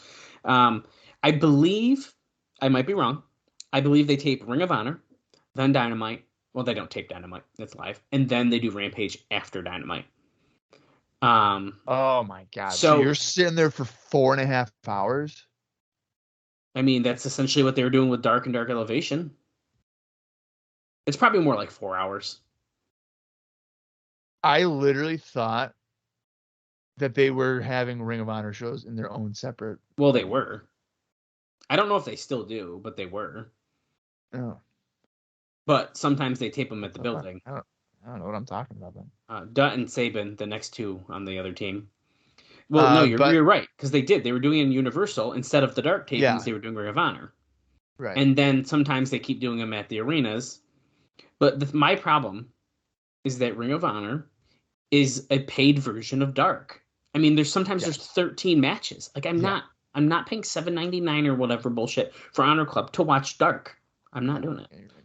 I stopped watching Dark like 3 episodes before they finally called it quits. I probably should have finished, but Yeah. But what it I was like was waste of time. so when I saw like the Daniels thing, and then I want to say it had to been close to when like Scorpio Sky came back, I guess. Yeah, And then like Scorpio Sky, to the best of my knowledge, has done nothing. Like, he's just correct. been, yeah. Correct. So I was like, why aren't they just together with SCU? And then I was like, oh wait a minute, Kazarian's an Impact. Kazarian's in it back. You could. So here's a loophole they may be able to get around, as we have Roderick Strong and Matt Bentley starting us off here. I feel like the loophole could be technically it was Kazarian and Daniels that lost that match, so couldn't Scorpio and Daniels still team? Why was there a match where they had to break up? Yeah, against the Young Bucks. Where You Daniels? shitting me? No, dude, that's why they're not together.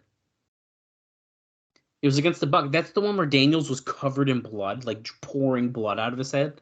It was on Dynamite, like a random Dynamite. That's what I'm getting at here. That's what I'm saying. I have absolutely zero. I had zero recollection of that. Yep.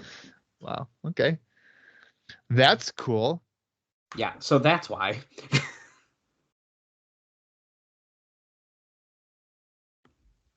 Well, Bentley and Roderick Strong are on fire here, kick us off. But now we're in, of course, a headlock.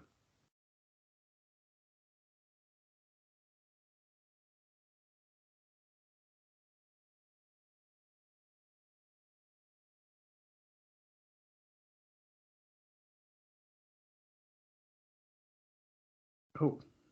I mean, they also do weird stuff like Stu Grayson breaking away from the Dark Order. Because that makes sense. He's back with it, right?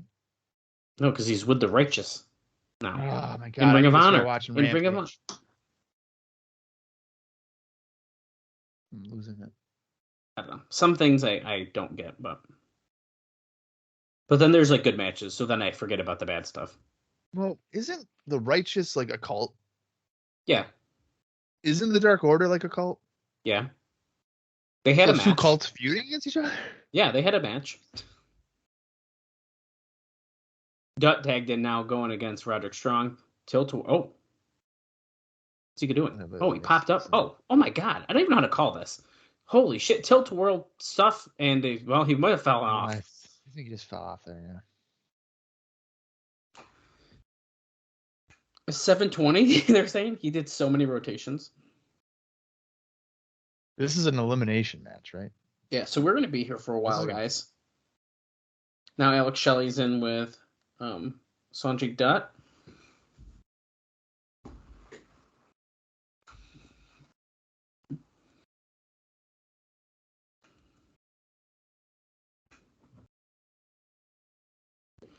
Oh.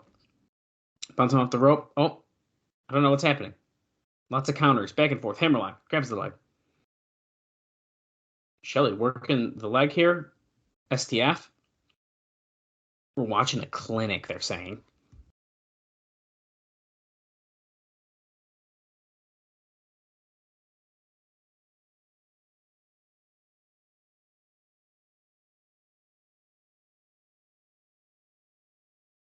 Shelley has control of Sanjay Dutt now. Nice right hand there. Off the ropes. Dutt comes back. Ducks the clothesline. Pop up. Hurricane Rana.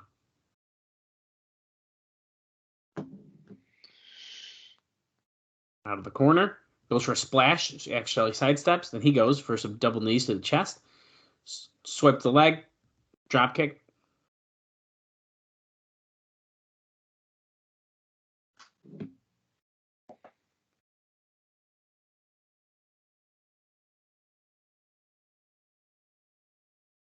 Oh, Samoa Joe going for a little face wash there, but Dutt caught it, and now Samoa Joe is kicking the shit out of him because fuck you, you don't block that. Oh. One of these days, he's going to kick the cameraman. The cameraman's going to be so close.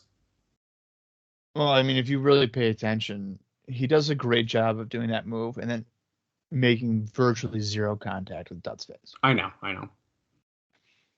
But it looks as if it's like his face is broken. Yeah. It's very well done. Now, maybe in Ring of Honor, he actually hits them. But in TNA, we're not going to do that. Nice. Little moonsault action gets a 2 count.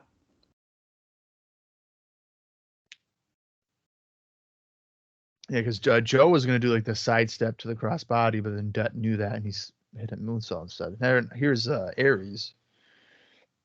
Some forearms to Samoa Joe. These guys have had a few classic battles in Ring of Honor. I feel like my running gag here is going to be Austin Aries beat him for the Ring of Honor title and final battle in 2004. I'm going to mention that every time that there's a interaction. I don't think so, brother. The crowd's going nuts for Samoa Joe right now. I feel like off the top of my head, maybe I'm going crazy here and I'm talking too highly, but the crowd connected so fast with Samoa Joe. Like, I feel like that doesn't happen often. Like, Samoa Joe had 2 matches and the crowd was like, yep, this guy's fucking awesome.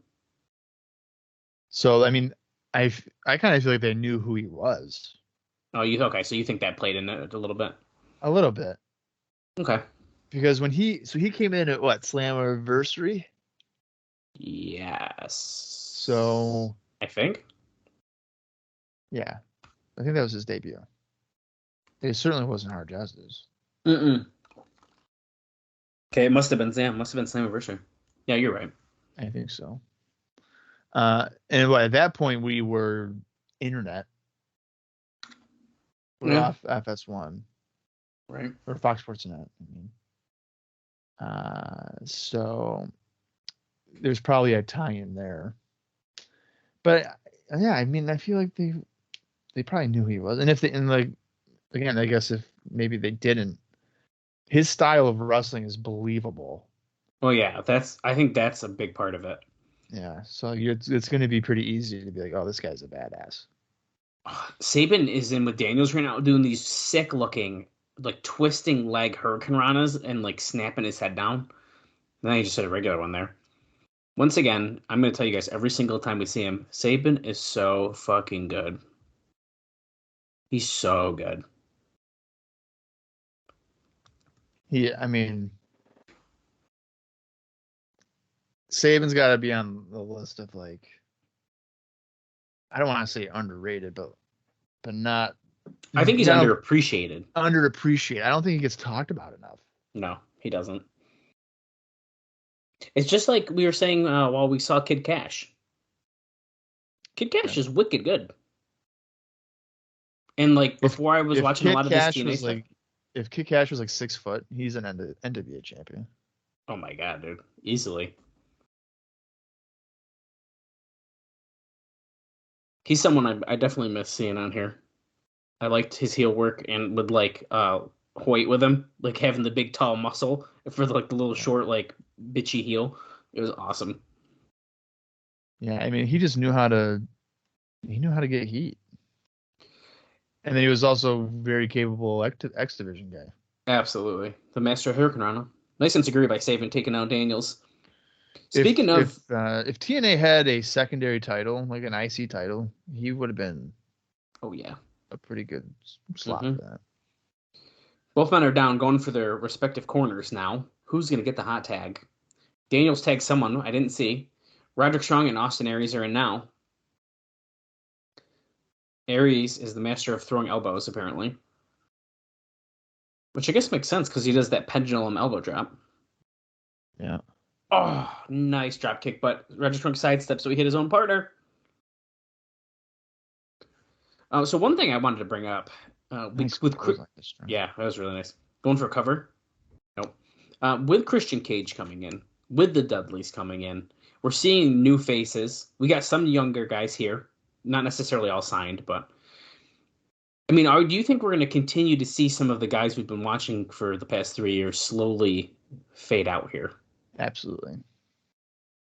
We're going to see, I feel like, the David Youngs, the Sonny Siakis. Oh, yeah. Oh, that's so nice. Oh, my God. Huge clothesline. Turning Sanjay Dutt inside out by Samoa Joe. Going after Sabin. Sabin kicks it away. Oh, little lucha. Off the rope. Hurricanrana. That was a little Kid Cash, speaking of. Mm-hmm. No, I think you're right. I feel like every time that you bring in God, a Dude. torture rack turned into a backbreaker. Oh my God, by dude. Roderick Strong to Saban. I was kind of scared there for a minute. I didn't know. Yeah, that's gotta hurt his knee too, don't you think? I would imagine, yeah. Bentley came in and broke up the pin, and now Daniels is going after him. This is completely breaking down, and I'm loving it. After a double duck and clotheslines, kick to the head. Bentley clotheslines Daniels out. They both fall out of the ring. Now everyone's just going nuts. To finish my thought, I think that anytime that you bring in a WWE guy, quote unquote, I would expect at least 3 guys that are just floating around in TNA would be let go. So like the Dudleys coming in, I would say maybe 2 tag teams. Let's see, I feel like that's almost a little different because you need extra tag teams. Yeah, but I think that so like for me, Christian and the Dudley Boys, that's 3 guys essentially. So you could probably cut bait on Siaki, Apollo, which is a tag team, and then also like 2 guys that cover Christian. David Young. I'm actually surprised that David Young is sticking around. Yeah. Even Siaki, really. Cassidy Riley, maybe, if you had to. Man. He is in a weird spot because he is kind of just like a Raven Lackey kind of guy, and he's like, I would argue, unofficial a Raven Lackey. Like, Raven doesn't seem to even enjoy him. Right. He is in a weird spot. But see, Riley, brainbuster on Roderick Strong. Is this our first elimination? Oh, no, he's going for a 450. Well, let's see if he hits this, and then I will finish that thought. He's going to move. Boom, hits it. No one's around. 1, 2, 3. That's our first elimination. Riley could be like a Jarrell Clark kind of to me. Like, he's like... Jarrell Clark. But see, I don't know if... Cut. Did he get it? He did. Daniels rolled up Austin Aries with the tights. The quick eliminations. Yeah. Aries hits a great 450, and then he gets rolled up, and he fucking loses. I hate that. So now we're down 1-1 on both sides. That's a 6-man now. Correct. I feel like we are going to get down to Samoa Joe and Chris Sabin. That's my guess. And would like to point out here, Bob, we talked about it on one of these past couple shows that Matt Bentley's sort of a face. He is on the face team. He is. And I don't know. He doesn't come across as a babyface. No, I agree. He still doesn't. Especially when you're like kissing the girl coming down to the ring. Like, that's such a heel thing to do. That's such a Shawn Michaels, like Sherry Martel thing. Yes. But the other thing is when before Bound for Glory, when Petey Williams attacks Bentley and Sabin saves him, I kind of think that's when the switch happened. Okay. I know I'm going back in time, and I do this from time to time because when I'm doing our social posts, things come back to me in hindsight of like, oh yeah, now I get it. I just saw that recently again, so.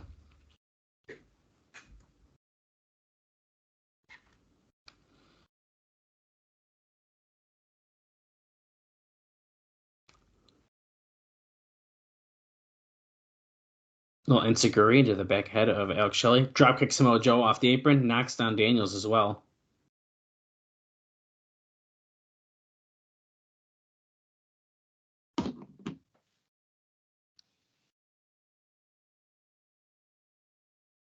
Trading seated dropkicks. Dud and Shelley. Shining shooting star.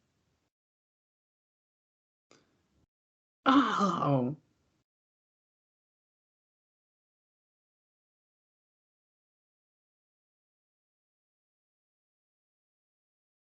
Elevated out to the apron.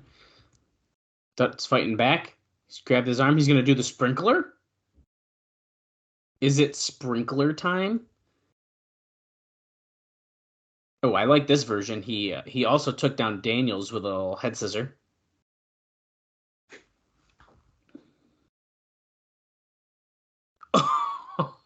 That was going for some spinning move, and then Shelley just fucking kicked him, dropped him down. Oh, flipped him up. Submission instead. Looks like this is going to be our next A Border City elimination. stretch, I think. That tapped out. Yeah, I'm pretty sure that was the Border City stretch. I don't think we've seen that here in TNA. That would explain why I have no idea what that name was. Yeah. So that's submitted. So now it's They're very like anticlimactic because they're not like announcing it fast enough or even like doing a one bell ring or something to be like, oh, he's eliminated. well, Like I it's also like feel like dead they're not silent. not really also like focusing on the pin or submission. Like they're No. changing it up. Oh, I'm switching to disc too. Mine literally just stopped, like dead stop, dude. So we need to do a time check here once yours is situated.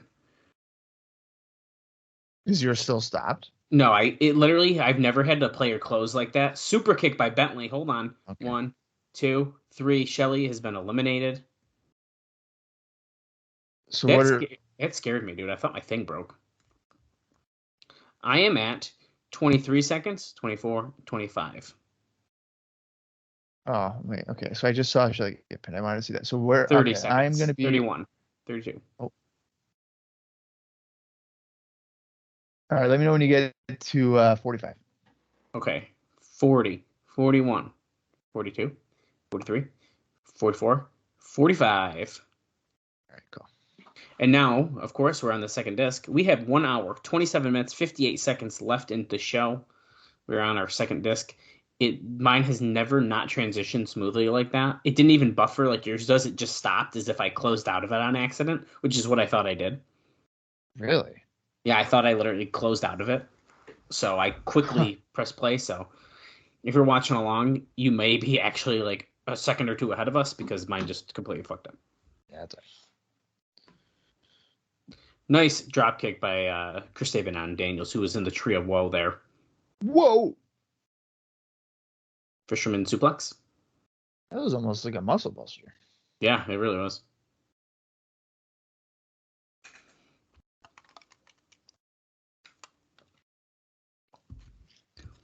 This match has been good, but I'm more excited for everything after this, so I'm excited to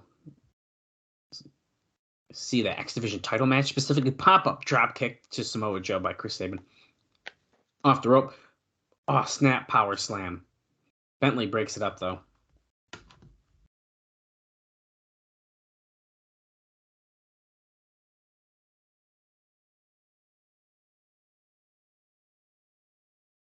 In the corner. Oh, he moved. Joe hit a high knee to the turnbuckle after Sabin moved out of the way.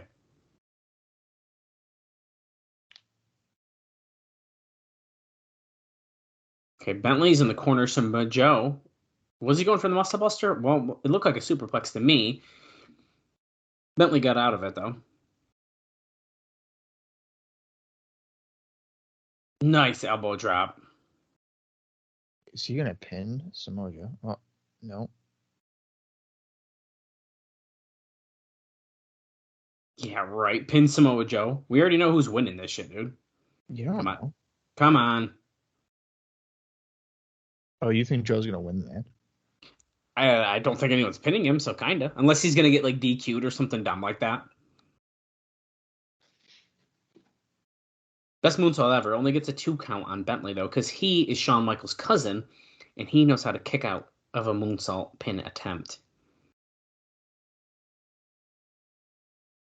Sabin in the ring as Daniels is climbing up top.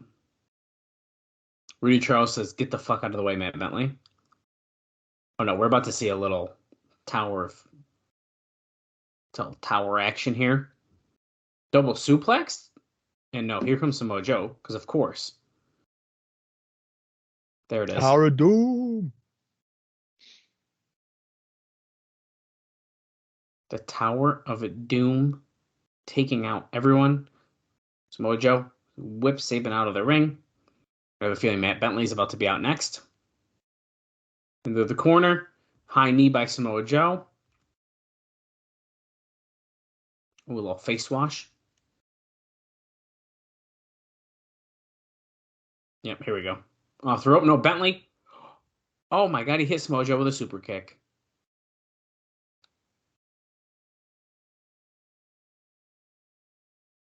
One, two, no. Wow. Okay, Daniels broke that up. Yes, the head-on collision. That's what his super kick is called. Head-on collision. What a weird name. I think it's because of the way he it has had a lot of impact, and usually it's during a rebound, I feel like, so it makes It's it a more little of like bit a different. straight shot too, I guess. Yeah. Half the time it's them colliding with his foot rather than, oh my God, No. transition into the muscle buster. There it is. See ya. That looked like he crushed him good too. Yeah, it kind of looked nasty. Oh, he's done. And he taps out. Okay, that was a little better. We had the focus on the tap, and JB Definitely. immediately said they were eliminated.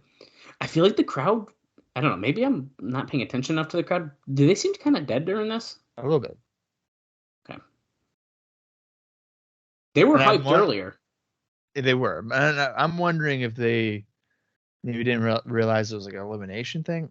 And then also, have we gotten to a point here with Joe where they're like, we know Joe's going to win? See, I don't know, because when Joe was on fire earlier, that's what woke him up. So I still feel like they're into him. No, I'm not saying like they're against it, but I'm saying like right now it's Daniels and Joe, and it's just Saban.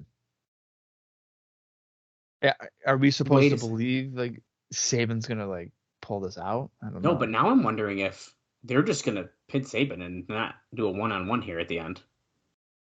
Tornado DDT and Seguri twice. I could see something where Saban can like he pins Daniels and then Joe just like chokes him out or something. That's probably what's gonna happen, realistically. And I feel like Joe and Daniels are gonna collide or something to get an elimination. Oh, of course, the miscommunication. Yeah. I also really like Samoa Joe's blue trunks, by the way. I think they're very nice. Bright blue.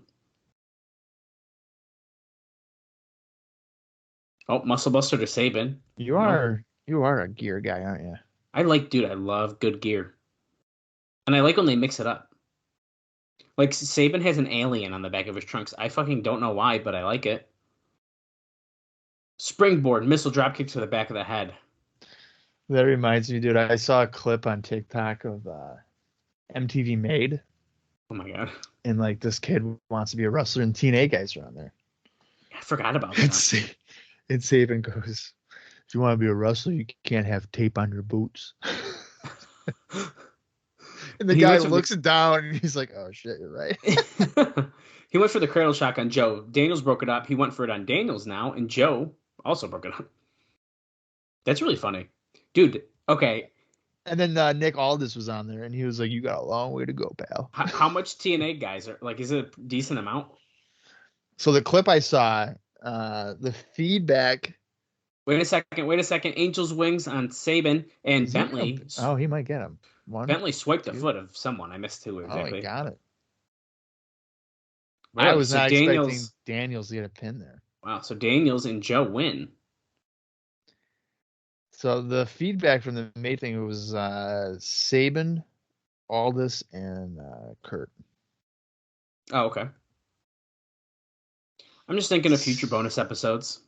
Saban and Aldis were like kind of brutal. And then Kurt just said, hey man, good luck. That's awesome. I was like, wow. It's probably 20 minutes. We're doing that one day. Made, I think, was an hour. Oh, really? Okay, so 40 with commercials. Yeah. 40. Wait, so Daniels and Joe are having an argument here because Joe's acting like that should have been his pin, but his leg got swiped out by Matt Bentley, so look at fist bump. We're good. He's going to get destroyed. The spirit of the X Division, man. Oh, he had his back turned. He's definitely. Boom! There we go. That woke the crowd up. The crowd loved that. Oh boy, he got a steel chair. Go to the announcer's table. Put him through the fucking table. Okay, TNA is sitting there going, "That's your tag team partner," acting as if these guys have been tag team partners for a year. He just smashed the chair right over his head. He's doing a blade job. Absolutely, he is.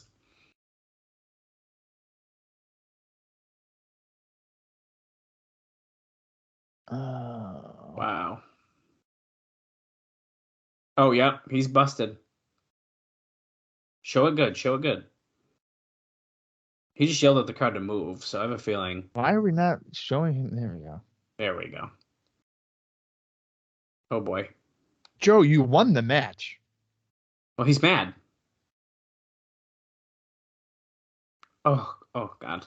Bald, sweaty men bleed the best, you know?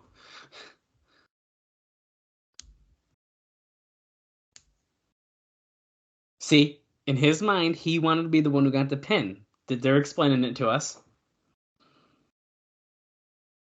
I don't know, man. Dallas, if you and I were partners and I got the pin and you beat the shit out of me because Yo, fuck you, man. because I got the pin, that would be maybe the most ridiculous thing ever. You're gonna kick my ass because I got us the win. If you got us the win, I'd be like, hell yeah, dude, let's go. The blood pouring out of his head. The crowd is stunned. He just hit the muscle buster. He's throwing the chair in, and it might have just hit the arm of Daniels.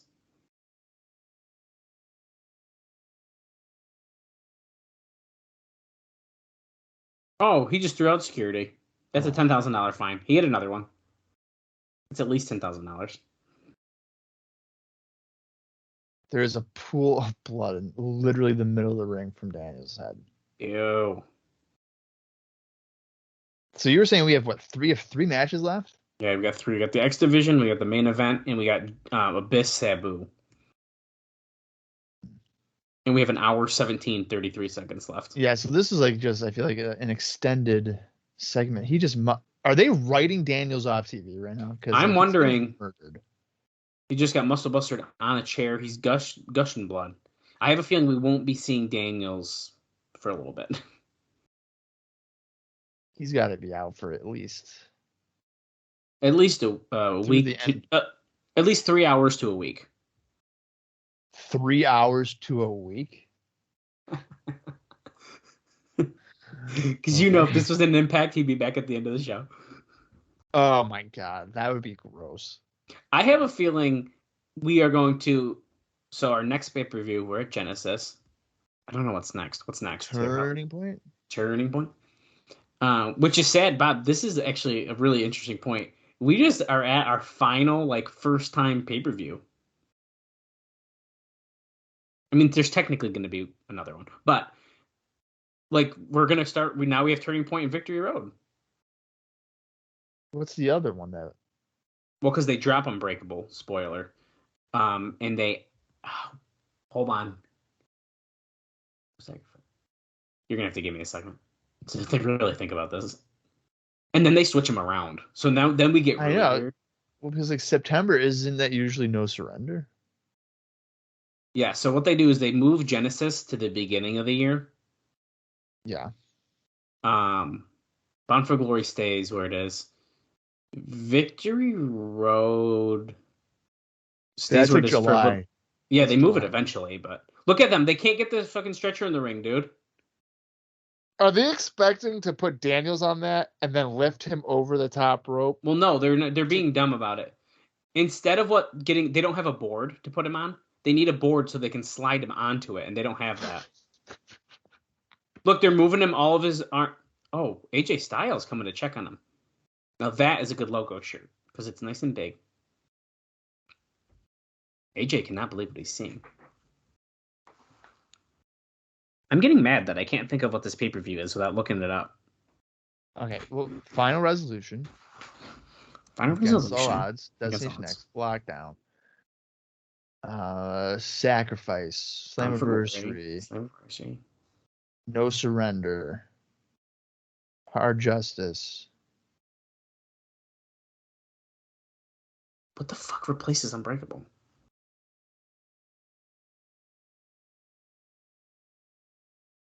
Bound for Glory. Turning Point. I'm doing a cheat mode. I don't even know if I know now. You have me questioning my fucking mind. Wait, we definitely named all these. I'm thinking that we've already figured it out. Well, which one have we not seen yet? Or wait a second. We're dumb. As we're being Jeff Jarrett's being interviewed backstage, by the way. Because if we have Turning Point next, do they drop Victory Road for 2005? Yeah. That's why we're messing up. Yeah, Victory Road was not in 2005. Because Unbreakable doesn't return for whatever reason. Right. I don't know why. Yeah, so that's all it is then. Okay, we're way overthinking that. We can just edit that out here of the podcast. I don't think Team 3D or Rhino has what it takes. Step 2 is staying. That's a good point. Hey, 3D. Oh, look at that goatee, dude. With a handlebar mustache. Yeah, see, my TNA figure is the Harris with the facial hair, and Dallas has the one that is clean shaven.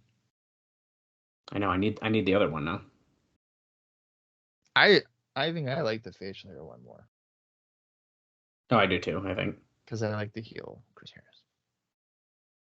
Slowly but surely continuing my TNA Marvel collection. And also, people don't forget, I believe we'll likely be able to have Chris Harris back on the show to discuss 2005. Just like we did the first couple of years of TNA where we caught up with him. So yeah, I'd really like to do that. And we'll have we to probably see reach out to him here at some point. Don West is running backstage to check on Daniels in the ambulance now. Now, this is also interesting because Daniels has been a heel. And if this isn't going to make him have a little face turn, I don't know what will. So, I mean, AJ came down. Yeah. I feel like that is maybe a little bit of a foreshadowing. Mm-hmm. I agree with that. So let's just remember that. Yeah. Now, in my opinion, if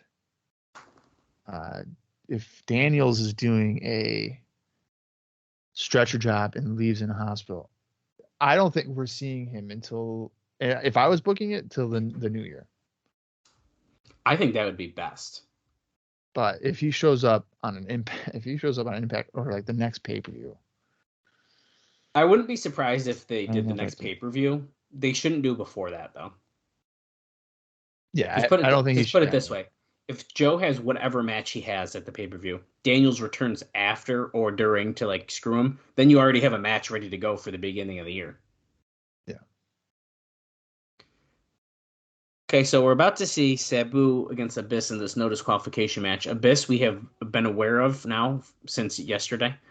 But they officially confirmed that he has a barbed wire phobia due to something in his past.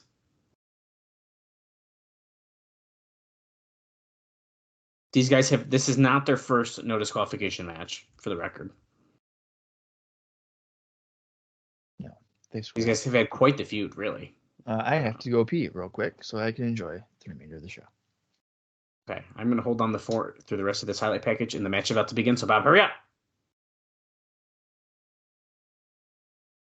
It had to be a no disqualification matchup.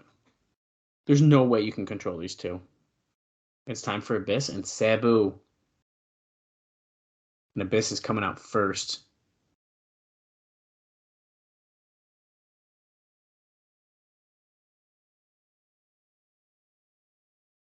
It's a no disqualification match. The monster, Abyss. And there's the pyro. So I'm going to try to remain focused on this matchup because, of course, all those issues that happened with Daniels. Abyss was handed a chair by James Mitchell, and he's got the chain in his other hand.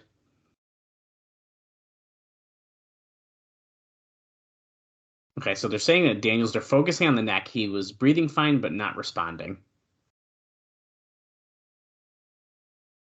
They're saying it's pretty serious. They're going to try to give us an update. But Abyss is ready for action here. Check out TNAWrestling.com, though, if you want to know more about Daniel's condition. And his opponent from Bombay, Sabu. It's just black right now. He's not even coming out. He just appeared in the ring. He's got something on his arm, or he's got his arm covered. So, of course, he's going to reveal, I'm assuming, barbed wire. Oh, did he? Oh, he faked him out. He faked him out. Oh, he just threw the chair at Abyss's face. Yeah, that's a good point. They're saying, how often do you see Sabu do mind games? Rarely, if ever. Baseball slide.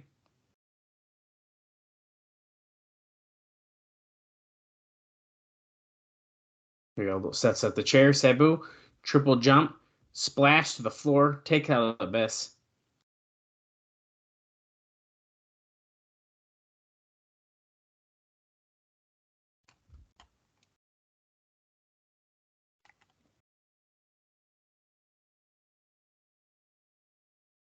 They're all about violence. They're brawling around ringside now.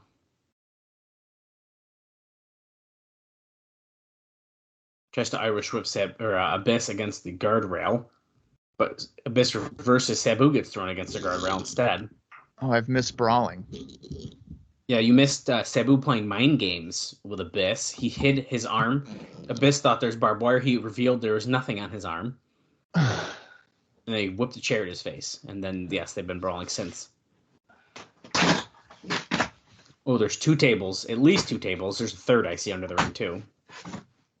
Well, I was opening a package live on the air. I can't wait to see what it is. You don't want to know. What? Yeah.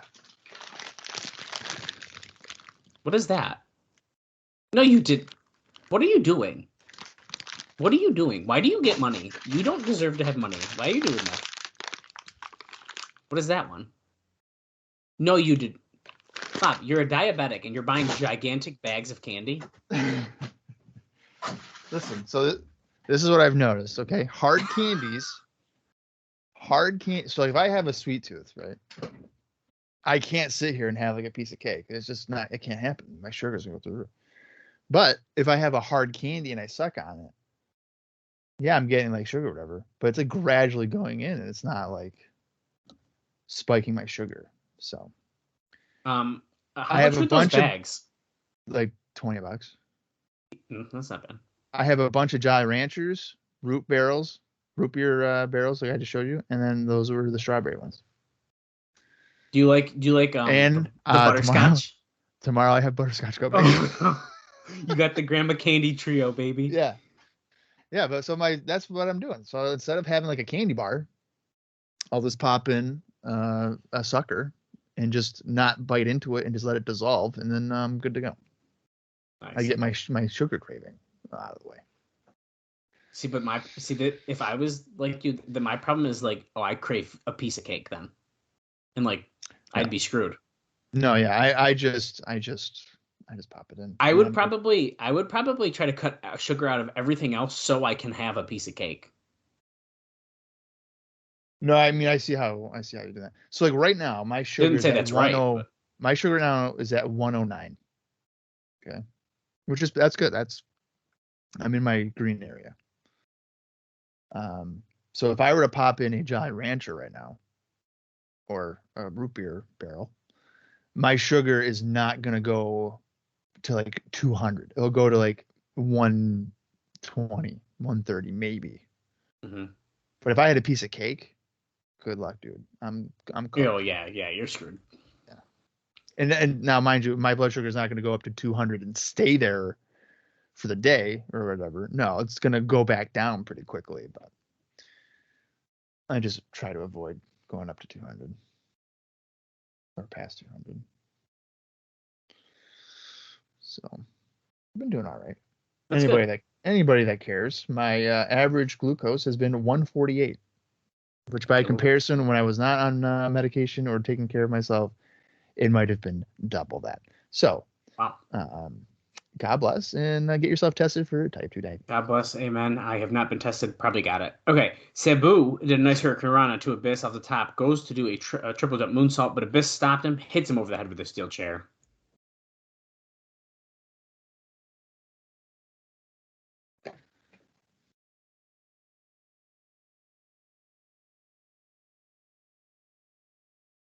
Okay, Abyss is wedged the chair into the corner.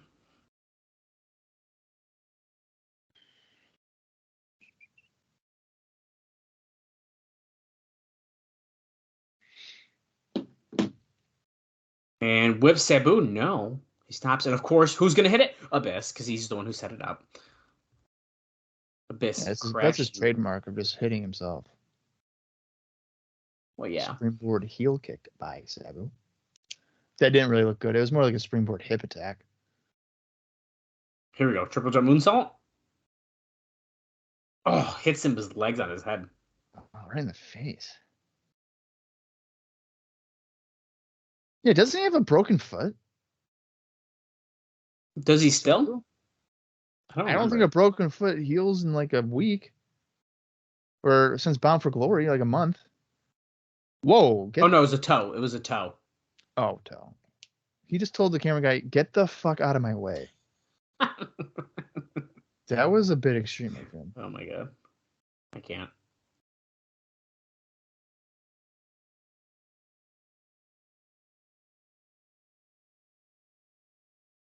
Get the fuck out of my way. Yeah. Oh. He just freaking went through the table.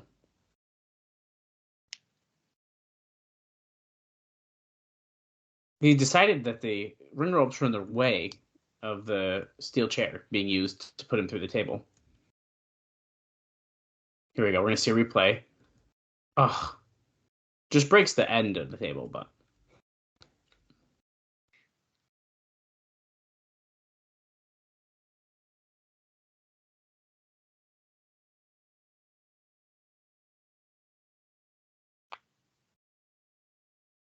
I'm just crawling around ringside. This is riveting. Well, because he's going under there, what's he grabbing? The bag of tacks. Oh my God. I didn't realize how often Abyss used thumbtacks around this time, because it's almost like every match. Yeah, it's pretty much on pay-per-view. It is every match.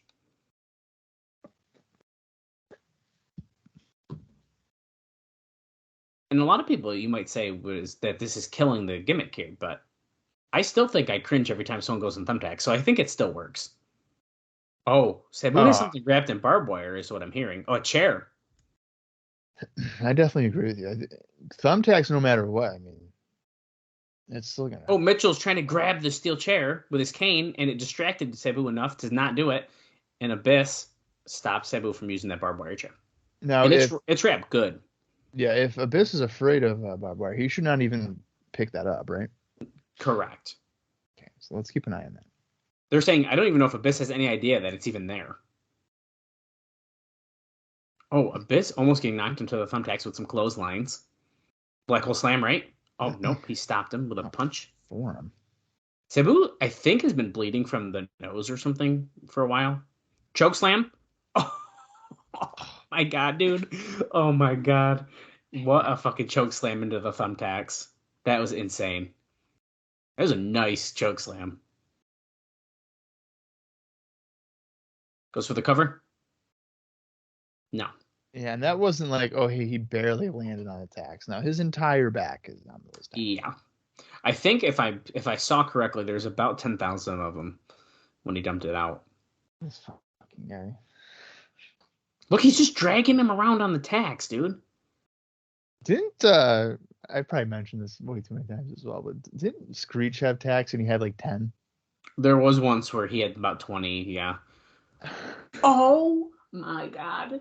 Abyss just fucking body slammed the thumbtacks. He went to the middle rope for a splash and Sabu moved and Abyss just went front first into them all. Dude, tacks are everywhere.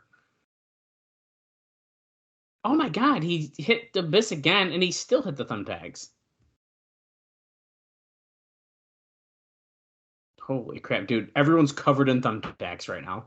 Andrew Thomas has probably landed his hand onto tax. Sabu's pulling him out of his hand.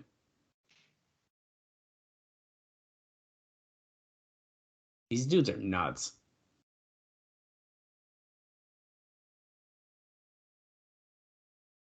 Camel clutch. He's got it locked in. Is Abyss going to tap out? Don't you do it, Abyss.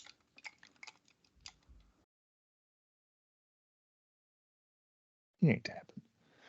He got the rope, which doesn't make any sense because it's no disqualification, but that's fine.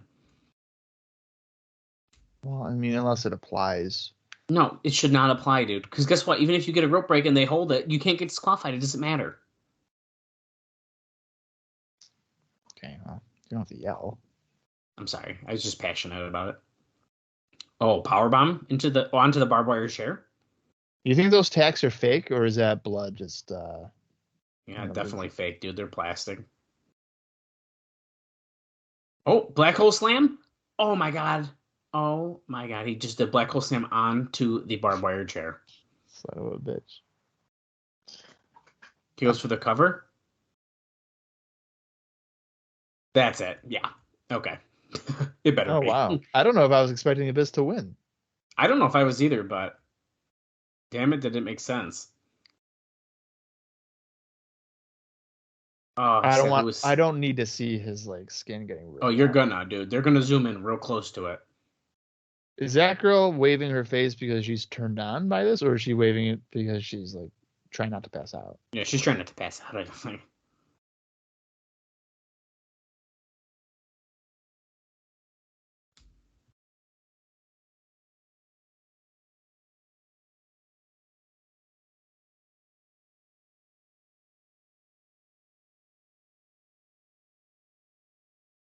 Yikes. Well, Abyss is oh,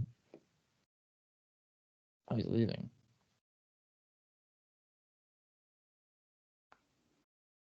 This is just Oh, look at it. Look at it. That's horrible.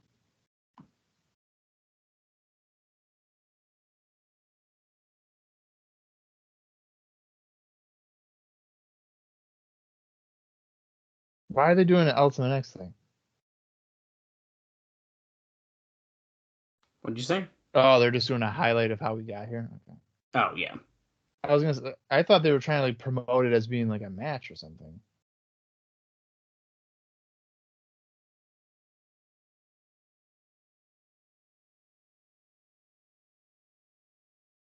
Wow.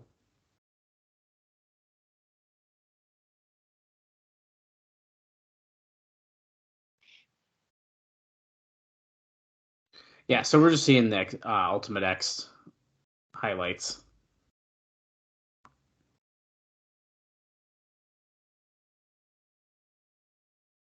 Canadian Destroyer. All right. Come on, man. Let's just get to the match. We already know how we've gotten here. I know. Malarkey.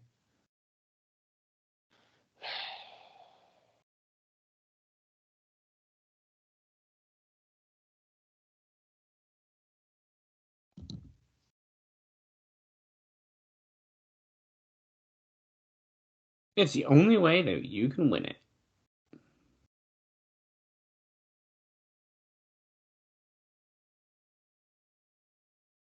Did you see the full, by the way, the full TNA Impact logo? Oh my god. What? It's kind of blurry on my screen, but No, I know, but why? I don't know if I like that. it's a little play off of the old one, of course, but not as good. Yeah. That's what I mean. I kind of wish we just went back to the old one, but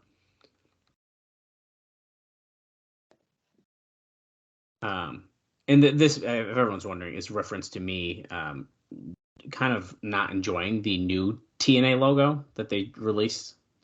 And now there's the TNA Impact one, of course, but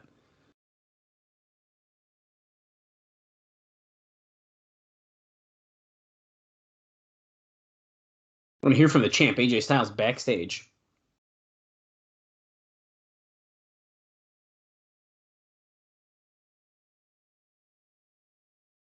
Sending Daniels to the hospital. What are your thoughts? I saw the same thing that you did.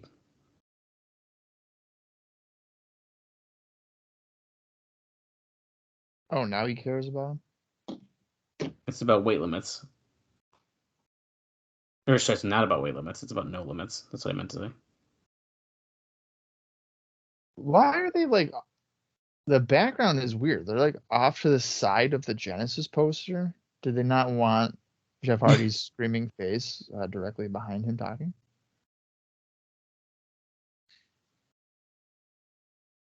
Good question. There's like 3 Genesis logos in the picture right here. There's 2 in the back right there, 1 on the poster. That poster is so freaking large, dude.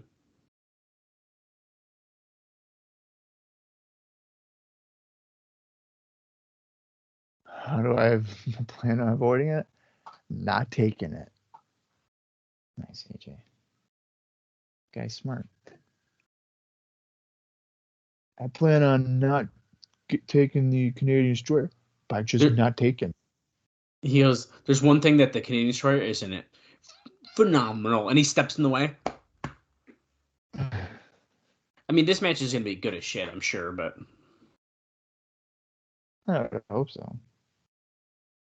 Let's break down the X factors, Bob. Williams wins the Ultimate X. Technically twice. Yeah. Title equals power and control.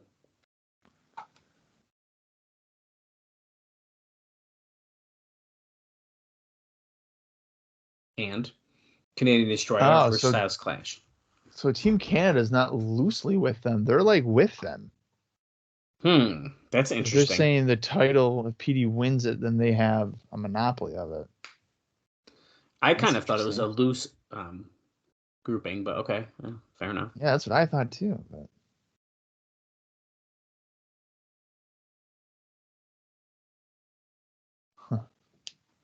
Canada. Here comes Petey Williams with A1 in his corner.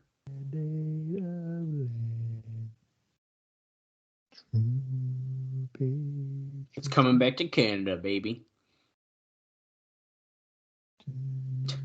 A1 with the Hogan 98 tan, killing it. So is that guy with the bow tie? That's you if you go to wrestling shows more often. You'd start dressing like that. Dallas would be the towel guy, but he'd have like TNA towels and just be screaming his little heart out. Yeah, go TNA! I wish I did have a TNA towel. Yeah. I'm almost certain that when the American Wolves fought Motor City Machine Guns in 2010 in 2CW, I was at that show, and so was Dallas, and I didn't know Dallas at this time, December 2010. And I almost for sure yelled out like, "Oh, like TNA sucks" or something like that. And somebody turned around and said like, "TNA rules," and I'm pretty sure it was Dallas Gridley. It probably was.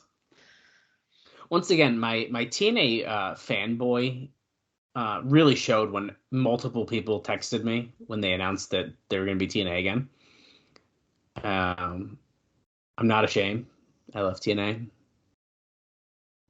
I think, and Bob's, I know what you're gonna say, but I think people who think the name is still like controversial is stupid. I think that's not accurate.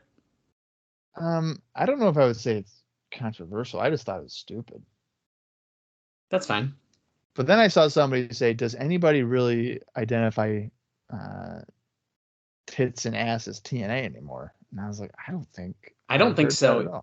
I don't know really if it is a thing anymore, so I think that almost helps them to a degree. Yeah. But back in 2002 to 2005, very much was still a thing that's happening.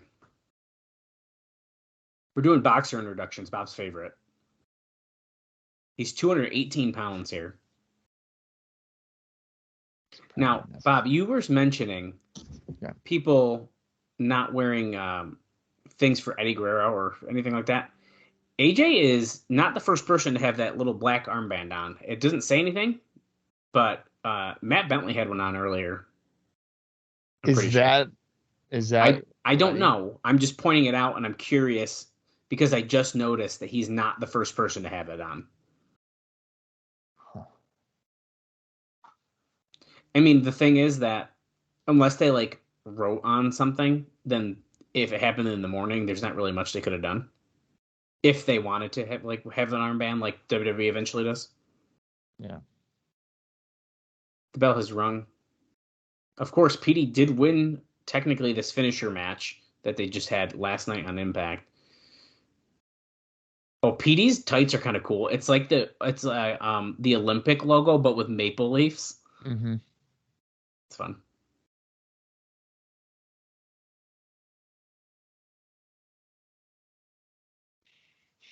Well, this will probably go about 20 minutes, and then that will leave us 25 minutes for Jeff Jarrett. No, this will go even longer than that because... Oh, no, with the segment, you're right. But that match will be 15 minutes, probably. Yeah. I feel like not many Jeff Jarrett matches go above that. Yeah, probably not usually.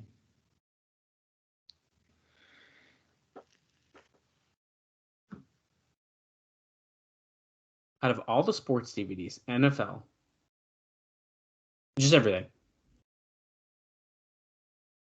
4 DVD titles in the top 20 for TNA. Okay. 3 more are coming out.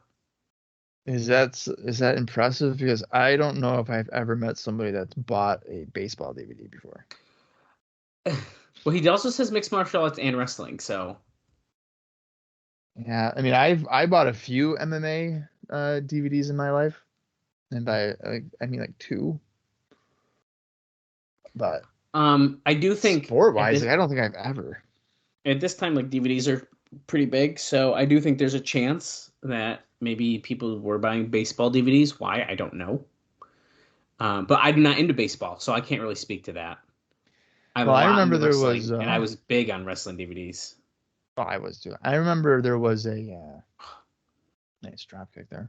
I remember seeing a like Chicago Bulls DVD where it was like, relive like 10 of the greatest Bulls games, and they had them like on the back, and I was like reading them, and I was like, no, come on. They weren't the best 10. No, like some of them were, but I was just like, what? And it was like $40. I was like, no way. That's way too much. Yeah. Pop up, PD jumps to the back. Slam by AJ Styles. Comes off the rope. Nice jumping knee. You know, one thing I never understood. And another one. Is, TV series will do like, watch season 1 of whatever. I'm surprised in wrestling, like WWE was never like, here's the complete 1993 Raw set. Well, you could get that on like. Didn't they do something like that? The first season or something? I feel like they did. But it's not something they continued. Whereas, like, so for example, the WrestleMania, SummerSlam, Survivor Series, Royal Rumble anthologies, they could theoretically do that with like the shows, and they just didn't ever. I don't understand why they wouldn't do that. Yeah, I don't know. I don't have an answer for that. I mean, especially for like the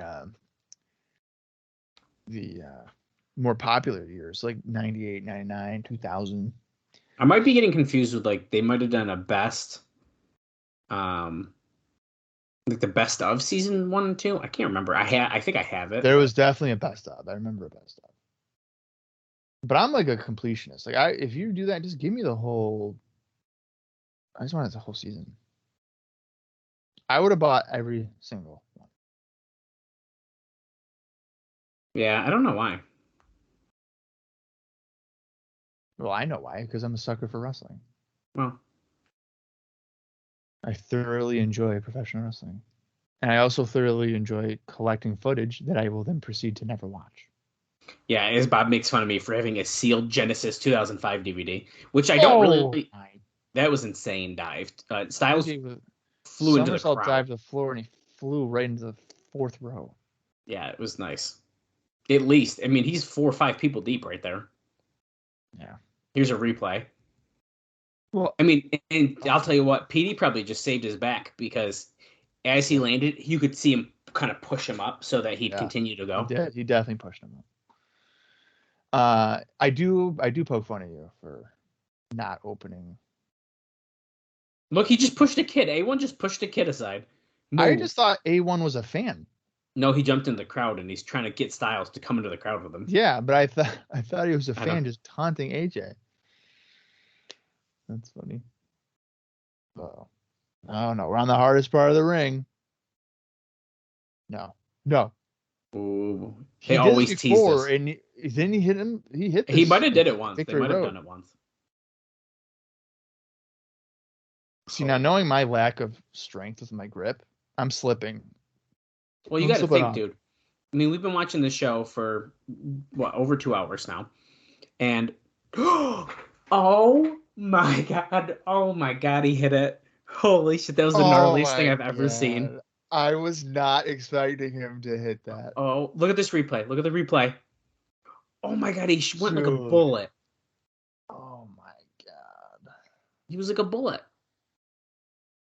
And he hit it. AJ doing these bumps for like 15,000 buys. I'm pretty sure A1 went into the crowd now that I'm looking at this to move the fans, essentially. That would make sense. Why And now is he's he being injecting? ejected because he's causing distractions. But about the grip strength and stuff, we've been watching for 2 hours. Think of how sweaty and wet those ropes even are. And he's already been working this match, so he's got wet hands himself. Yeah. Anyways, that was really nasty. Oh my god. I was literally not expecting him to just get drilled. I almost screamed. But then people would probably barge in here and be like, what are you doing? German suplex by Petey. Like, oh, just screaming. Just saw AJ Styles get German suplex off the apron into a guardrail. No big deal. Yeah. Just watch one of my favorite wrestlers almost die. Whatever. Big whoop.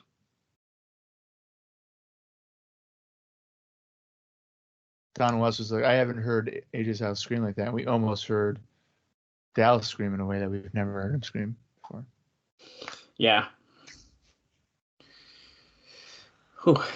He's got leg lock and like body grip on Styles, but Styles is working out of it. That might be like spot of the year on pay-per-view. I mean, yeah, that was pretty good. Although Jeff Hardy Swanton though, last at Bound for Glory. Yeah, sure. Yeah. It's a little more normal. It's a little more normal. I would think so. He's just doing a swanton just way higher up. I mean, this guy just got thrown off the apron with his back to it. Yeah. Like a German suplex into the that's insane.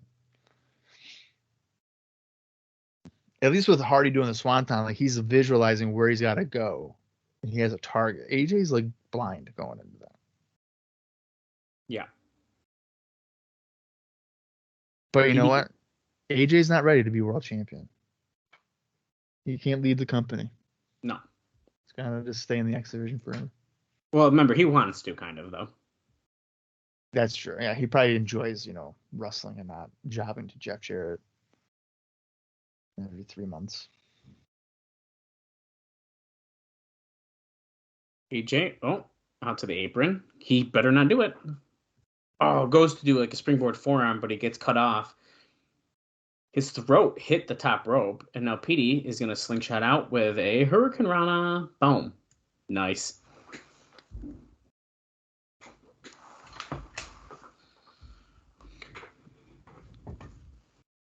Come on, B. Come on, Petey. We just grabbed Don West's water. It's freaking rude. And then he threw it at him. Throws away. Morphoplex. Good ad.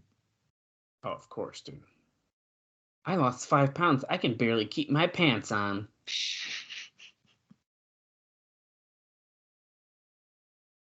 There's a reason she was inducted in the Hall of Fame, Bob, and it's because of that Morphoplex ad. I wish Carlito was with them, and then Carlito could have been like, "No, that's cool." Have you heard his new WWE song? No. Do you remember how the old one was like, "I spit in the face of people who don't want to be It starts. cool," It starts with a spit. Yeah, it's not that. People don't know how to be cool. It's not that anymore. What It's the is same like music. I think it just literally is like Carlito cool and or something like that, and then it just like goes into this. It's like so lame. I heard it and I was like, that really is popping anyone? Because like, if I hear the spit, I'd pop. Oh yeah, hear Carlito. Because he returned. At what show was it? I don't know. I don't watch. The one that was in Puerto Rico, I think. Yes. And then he went nuts. Then he was signed. And then he didn't do anything until literally like a couple weeks ago. Yeah, and then he like returned to help out LWO. I saw the clip of his return, and there was like not a huge ovation that. Well, they're not in his home country, so. That's true, but also like, I don't know, it's Carlito. I remember really liking Carly. My first shirt. Oh God, why are they showing this again, dude? I'm getting PTSD. Okay, we don't need to watch that again. My first wrestling shirt is the Carlito shirt. Really? 2005. Yeah, August 2005. You didn't have a shirt until then. A wrestling shirt? Yeah. Did you just say that was your first wrestling shirt? I think so. So 2005 I was sophomore, and how else would I have gotten a wrestling shirt? I don't know. Weren't you watching for like 10 years before that? Yeah, but I never like got any like merch. Oh, sorry. I would get like the DVDs and stuff, but never a shirt. Which is, kind of crazy to think about. I wonder what my first one was. But yeah, I remember I went to the house show and I was a Carlito guy and I was like, that shirt was $20. And I was like, I have $20. I got it. And I recently moved and I saw it in my thing and I was like, I'm keeping that. Oh, hell yeah. Yeah. And I also found my American Wolves shirt that I could not find. And I found my Bobby Heenan shirt that you and Austin had gotten me that I had seemingly lost for 3 years. And then I found it because it was inside out. So that's awesome. Things you find when you move. Mm-hmm. AJ going for Styles Clash? No. Petey sweeps the feet. Pop up Hurricane Rana.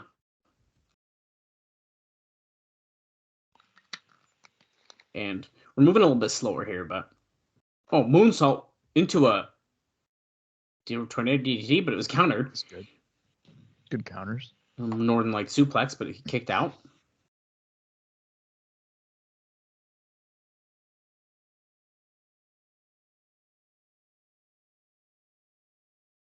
Yes, this has been a very competitive match, Mike, tonight.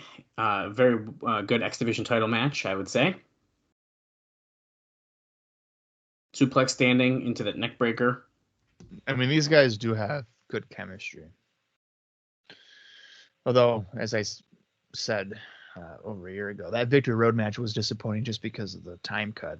So these guys are getting a proper amount of time on pay-per-view finally. Mm-hmm.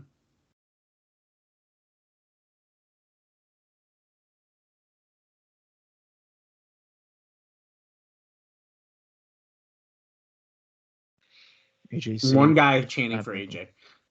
Let's go, AJ. Yeah, that's you. Oh, please. You're right. You'd be more like crying, screaming. Oh, please. Hurricane Rana. I wish, dude. This is like one of my life's biggest regrets is that I never got to go to this Impact Zone. Yeah. That does kind of suck. But you know what? Now that it's TNA, maybe it goes back. Doubt it, but you never know. Back elbow by Petey, breaking out of that. Styles Clash? I think listeners would be fascinated to know that. Nice DDT there. Nice counter. Dallas's favorite version of AJ is actually the emo AJ. I don't know if that's true. No, it is. I like New Japan AJ, which I guess is kind of that. Yeah, but you like the one where it's, he's basically doing a Sting ripoff. No one. Yeah. It was fine. I wouldn't say it's my favorite. Because I remember at the time, like, you even had the same haircut. You kind of, like, were closed off to everybody. Like, you weren't really talking to people. And I remember when you were closed off to people about 6 months ago, and now you're free.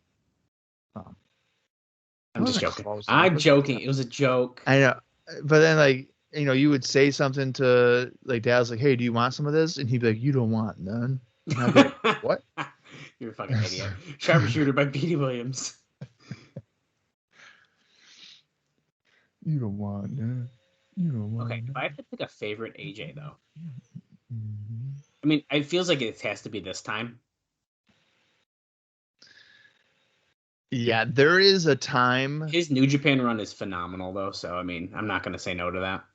There is a time with AJ that I would say he's entertaining, but it also sacrifices, like, his in-ring a little bit. You know what? I don't really like? I don't like Fortune, really. Fortune 4? I don't know if I really enjoy that. Fortune 4. When he's Ric Flair? Yeah, that's why I don't like it. What? Yeah, I don't know if I really enjoy that. He's a married man with a few kids, and we're supposed to believe that he's a womanizer? What are you talking about? Yeah, I don't really like Fortune 4. He's a very vocal Christian? What are you talking about? Yeah, I'm okay. Fortune 4. I don't that like was a beautiful flying I don't like the Claire Lynch. The what? Oh. That shit was bad. I can't believe they were doing that to AJ. Dude, that is so bad. But apparently that storyline was what Bruce saw, and he was like, this guy can be WWE potential because it's a rape angle, so let's do it. Because it's bullshit. Yeah. It's something that WWE literally would do. They have done. Insecurity off the top, knocking Petey off the top rope. He's outside on the apron now.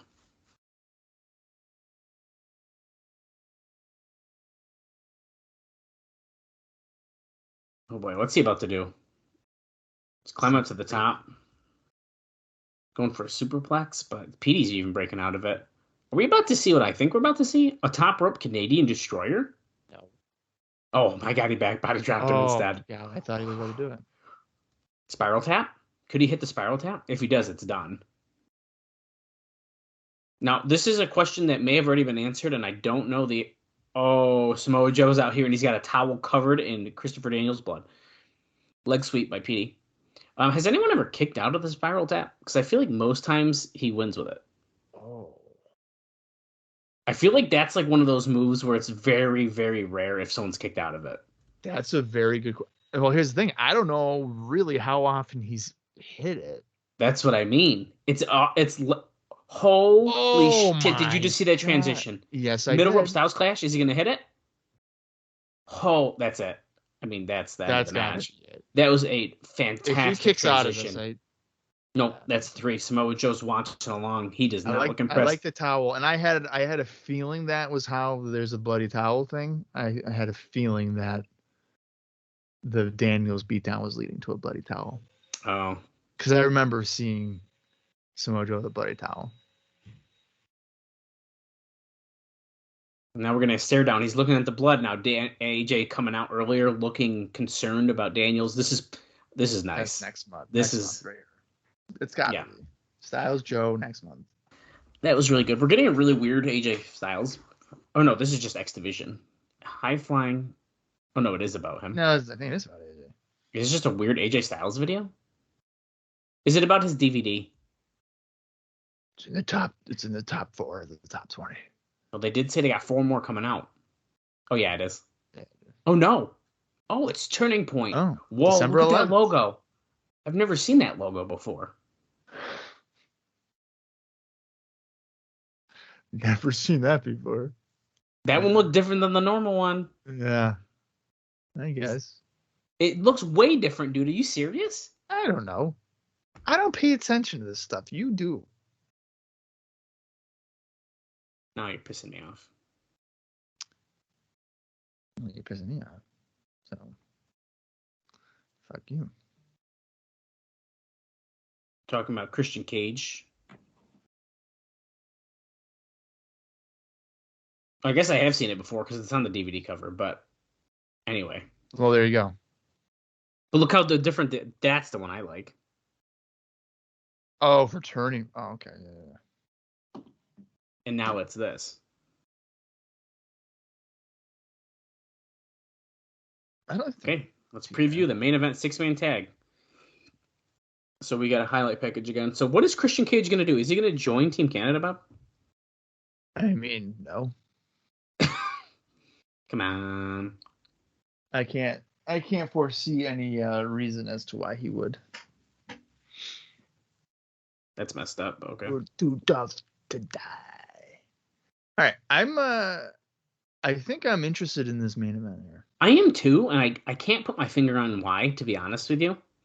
I don't think I'm into babyface Rhino in his singles, but if he's with Team 3D, I think they work well together. You know, and I am into Jarrett and AMW.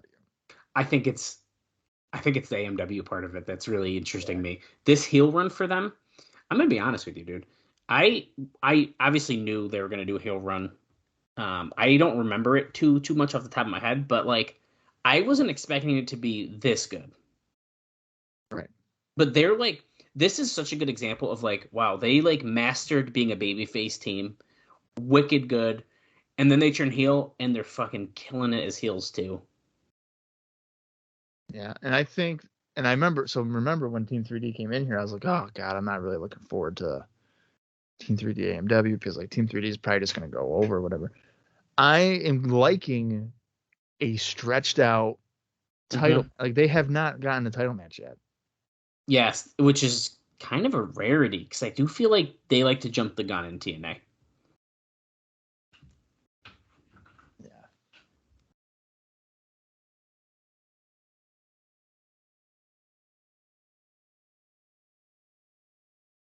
Got some fun music video action here. She and the beer bottle shots. Retribution. Is this punishment? Is this like a Revenge. like a no DQ thing, or is it just a 6? It's got to be no DQ, right? I mean, it doesn't say it is, but it's gonna be. There's no way. This is like a blood feud now. I mean, it literally Team 3D has been busted open, bloodied twice during this feud. I'm gonna tell you right now, if this 6-man starts with like Rhino and Jarrett doing mat wrestling, I might flip my table over. I bet you it's gonna. Or it's gonna start with like Harris and Brother Ray. Devon is so like, dude, look at me, I'm jacked. Like he's just blatantly he's got the shirt pulled down. Yeah. Which is actually kind of funny because it's literally a t-shirt. It's not like a singlet. But Team 3D and Rhino, the big effing deal on their side of Rhinos. You're right, it is a shirt. I thought that was a singlet thing, but no, I think you're right. No, I think that's just a shirt. He did like the wrestler muscle cut. Look at it's so funny. Look at Devon just shredded, whatever. And then you have Brother Ray, pale as shit, out of shape. Like he looks like he's like a beer vendor. And then you have fucking Rhino, another just beefed up guy. Shane Douglas looks better right now than Brother Ray does. Well, Shane Douglas. You left us laying in a pool of our own blood for dead. You took it to a funeral home, made fun of us, drank booze, pissed in our coffins. But you made a mistake. Not a fatal mistake. A deadly mistake. You didn't get the job done. I don't like that they're doing that. The Path of Rage continues. I do find it fascinating that Brother Ray doesn't like get really in shape at all until he's Bully Ray, and then he gets fucking jacked. Yeah, you gotta do it for that singles push, brother. And he did. Jeff Jarrett, you stole something from me. The NWA World Heavyweight title, I had it for less than 2 weeks. And my reign online only counts as 2 days because of the taping schedule. But really, it was like 11 days or something like that. Oh, my brother testifies. I freaking my Ripley muscles. Oh, he says one last thing. He takes the microphone. Oh, Eddie Guerrero. Oh, so there we go. They're written right there. Written. Well, Devon's is upside down, but hey. We find the defendants guilty. I don't know if you noticed, but I'm pretty sure that their heel song is like slightly different. How is it different? The beginning, the intro, like starts differently. Oh. You know how I know that, Bob? How? Because I have a list of their theme songs that I add to the end of the episodes, and when I listen to them, I double check the videos, and it sounds different. All right, well, there you go. Oh, Harris is yelling at Mike TNA. He's a Hall of Famer. Don't you yell at him. Don't you throw that other Hall of Famer Don West notes, Chris Harris. What the heck are you doing? Sorry about your damn luck. Love those jackets.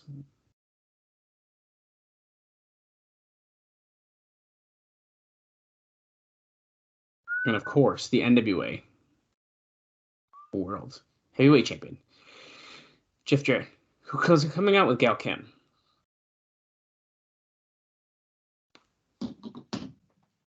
Gotta get that separate entrance, of course.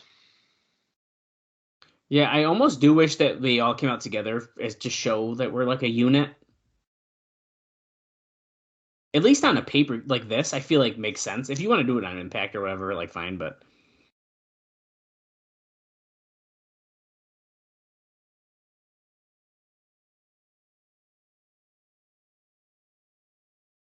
Gail Kim taunts in front of champ Jeff Jarrett.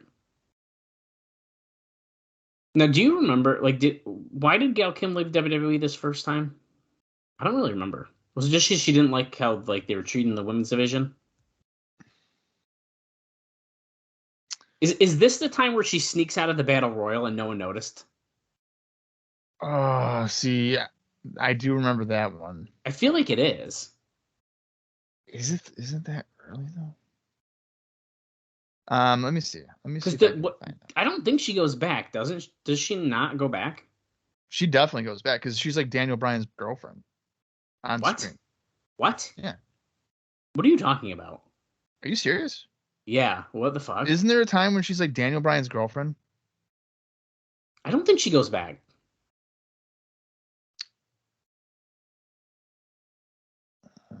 Rhino just came out now. Okay, so it looks like she was released on November 3rd, 2004, and she was caught off guard by this release. And was told that management wanted to take the women's division into a new direction, which was like broad panties, I'm assuming, because Gail Kim can actually wrestle. Right. Yeah, then she's here, obviously. And then she definitely goes back. Yeah, 2008 to 2011. Whoa. I do not remember that. Yeah, okay. In early 2011, Kim participated in fewer matches and became the on-screen girlfriend of Daniel Bryan. What the fuck? Mm-hmm. I was actively watching everything at that time, and I do not remember that. Jarrett's hiding in the crowd, so we already can check that off our bingo chart. Okay, so yeah, so on the August 1st episode of Raw, she eliminated herself. Yeah, and no one noticed. So she later explained that WWE had instructed her to get eliminated from the match within the first minute, so she decided to just eliminate herself. We're going through the crowd. August 5th, 4 days later, she, of course, they're in the crowd. Wow. Yeah, but see, this is starting better than you wanted. No, this is how it should go, yeah. On August 5th, 4 days later, she announced on Twitter that she had quit. Following the... Okay, so this makes more sense then, because I was going to say, like, if she did leave at this time because she wasn't happy with the women's division, and then she comes here and she's not wrestling, it's kind of weird. Well, there's no women's division. I know that. That's what I mean. But anyways, okay. I got my timeline a little messed up. I didn't know if I didn't think she went back. I could not remember that, so that's interesting. Yeah, I definitely remember her going back. Because she leaves. So that's what, 2008 to 2011. Holy crap. So,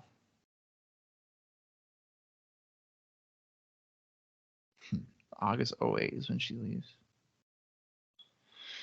Well, I was just curious because on my Impact reviews, I just started 2008. Because I got to get ahead. That way I don't have to fucking do it 7 times. Although I realized that on Wrestling Recaps, I don't have a review of the primetime special from November 3rd.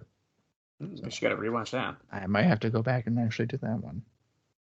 You might as well do it while it's fresh. Well, I would rather not. Oh, okay. I'd rather kind of like forget like what I saw and then watch with the fresh set. Rhino is Irish whipped into about 20 chairs. This is exactly how I wanted this match to go, so I'm not mad right now. No.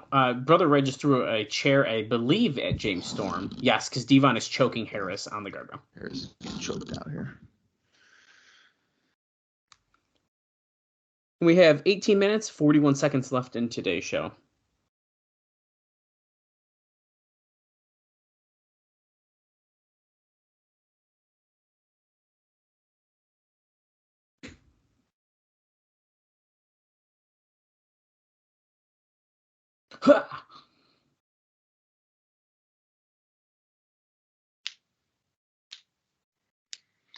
Sha. Hoorah.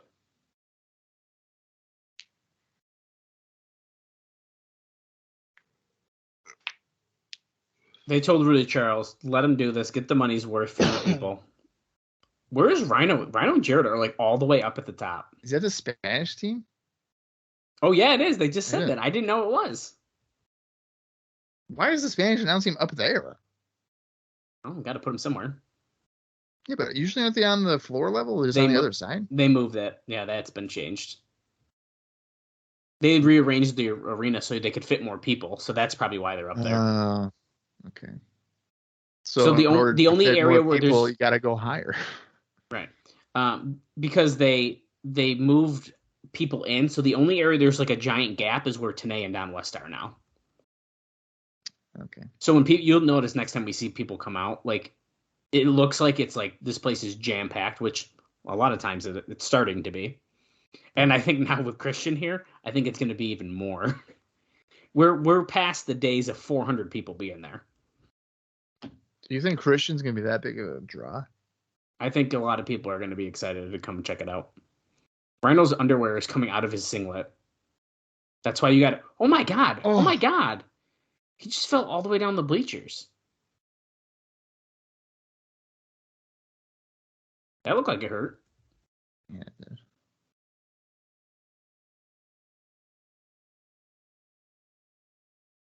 They're chanting to Devon to beat his ass. And Brother Ray just tried to hit Storm with a chair across the post, but he ducked. Yeah, this is literally exactly what this match needed to be. I mean, it's a literal blood feud, so.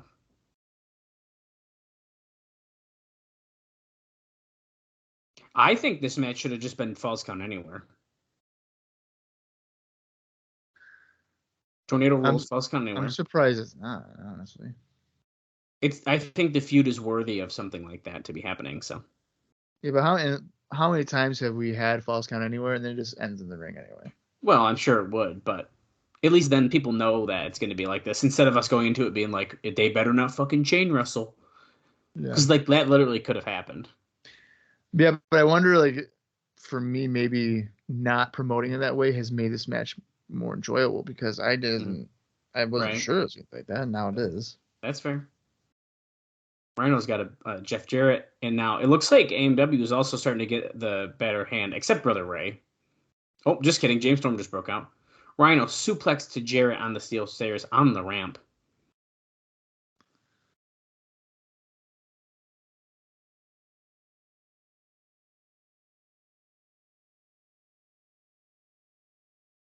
Oh, James Storm's got a beer bottle, and he just whipped it at Brother Ray, who moved, and there's just shattered glass everywhere now.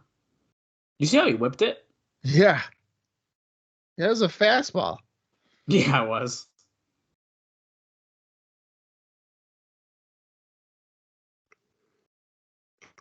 Right into the guardrail.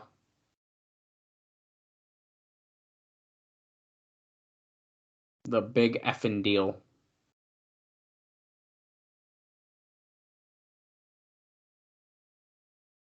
Oh, Devon has the ring bell.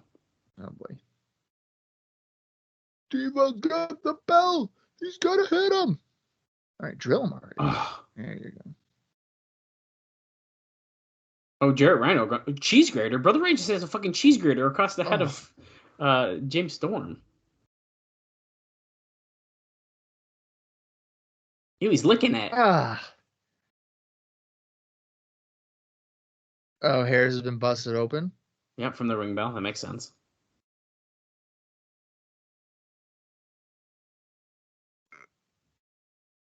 I kind of like that the faces have just been dominating this match. Well, they were starting to switch it around, and now they're beating their ass again. I mean, it was very brief, though. Right.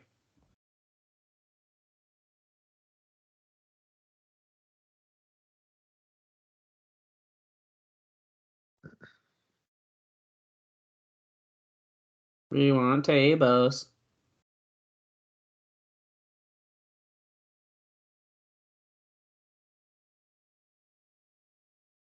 You want revenge. You want payback.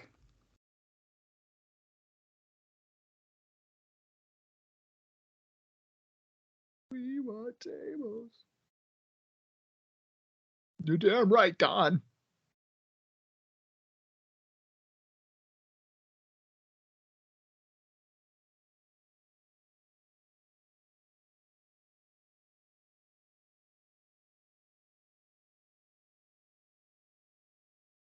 Here we go. They're setting it up. Setting up the table. They didn't do the 1, 2, 3, get the tables, because that's copyright. Yeah, we can't do that. 1, 2, 3D. Oh, look, they moved it. They were going to suplex him through, but it was moved out of the way. Crowd's As if they have to wait. As if they were really going to just double suplex him through a table. Yeah, come on. What are we doing? Harris just pushed Rudy Charles, and that could potentially be a $10,000 fine. Which would, I believe in TNA, that would probably be about 4 months worth of a paycheck. Oh, a cheese grater to the nuts. I'm going to do that to Bob. No. Why would you do that?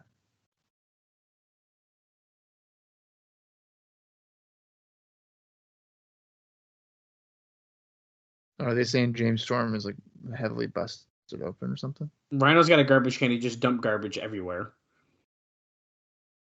And he hits fucking Jeff Jarrett over the head with it. They're over on the ramp. No. Don's like, is he going to hit him again? No. he throws it off the stage. He's asking, am I gonna pile drive him off of the stage? Probably not. That would probably not go well. The Rhino driver, dude. Let's go. Oh, Harris is about to powerbomb Brother Devon through the table. Oh, no, just kidding. Instead, Brother Ray is going to do it to him because he stopped it. Oh, someone just moved it, which that might be worse because he just powerbombed him on the floor instead. Oh, James Storm hit chair shots on Devon, and here comes Rhino right after him. This is nuts. This is awesome. This is how a main event of the pay-per-view should be. I don't hate this. Rhino's bringing the table up to the stage now. I don't know if did the bell ever actually ring? I never paid attention, to be honest.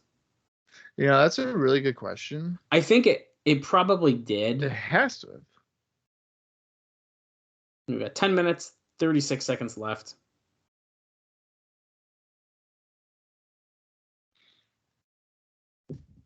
Oh, pile driver. Pile driver around the stage there. Rhino driver. Well, I thought Rhino driver was more like, off the middle rope. Well, they're setting the table up in the tunnel. Are we going to see a gore through the table at the tunnel, dude? Dude, that's going to be sick. That appears to be the case here. Oh, whips James Storm against the entrance stage area. Oh my God, dude. He better hit it. He's got Jarrett lined up. If he hits it, Jarrett's gonna go rolling down that fucking tunnel. Oh, Oh, super kick by Storm stopped it.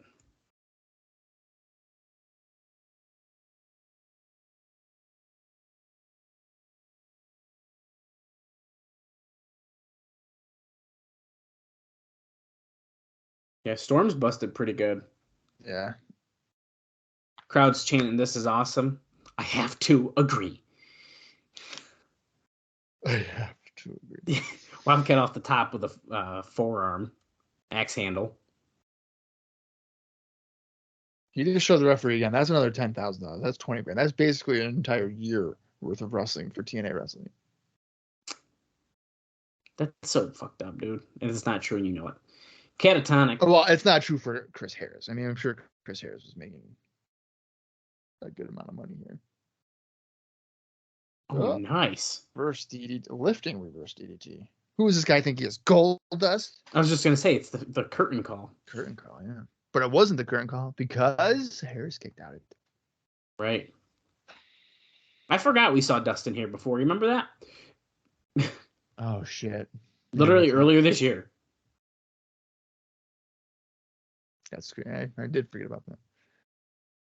Oh, kick out by 2 after the 8. That's the 8-second ride, right? Yes, it was. The bomb.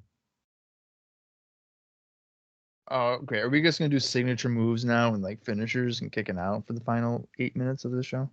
Yeah, because now here we go on Jarrett. Yeah, The table's still set up though, so something's happening up there. Something's definitely happening at that table. I'll tell you what, we already have less time after the match than I was expecting. Although that's the stroke on Brother Ray. Cover him. 1, 2.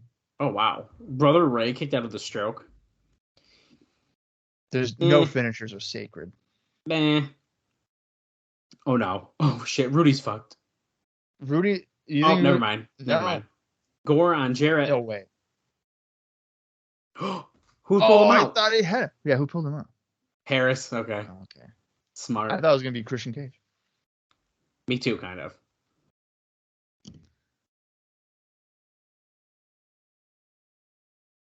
Oh, Harris is running away now. So I have a feeling he's about to be the one who goes through the table. Oh, just kidding, because Rhino gets clotheslined by James Storm. Out of nowhere. Storm with a clothesline. Oh, they're gonna split him across the post. Yeah, that's gonna feel good.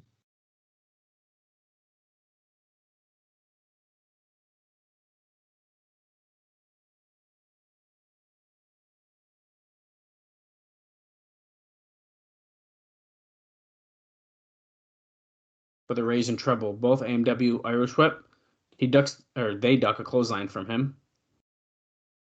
Oh, sandbag. Double choke slam-ish. Kind of just a slam, but whatever. Here comes Brother Devon.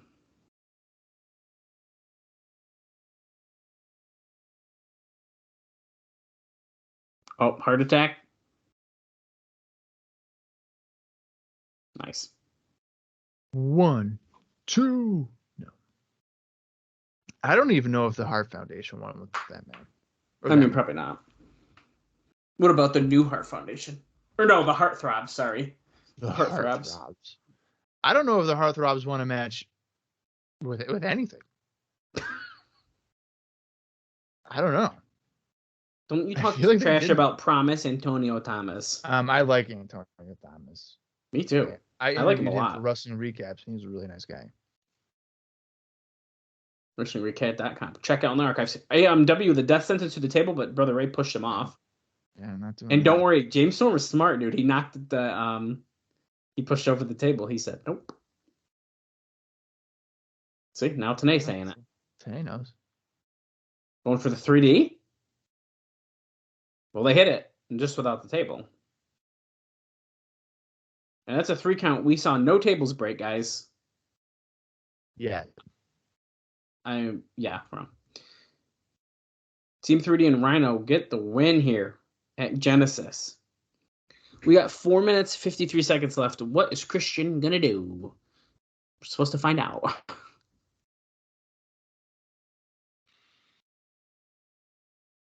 All right. I mean, that was a good main event. Yeah, I enjoyed that. Yeah.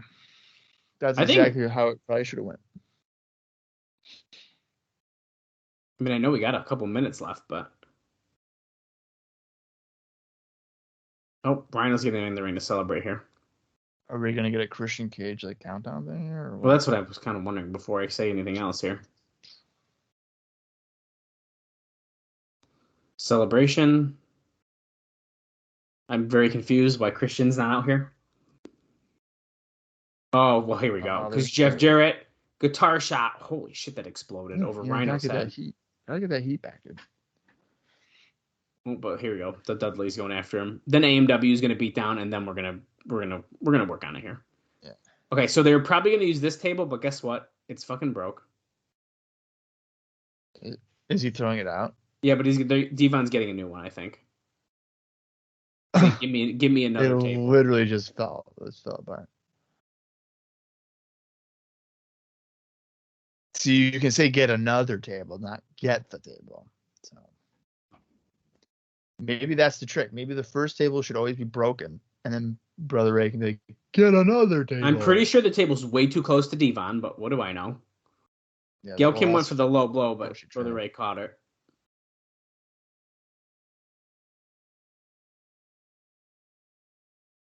Oh, we're gonna power. Jarrett's on the table. We're gonna powerbomb Gail Kim, and then here comes Team Canada to stop it.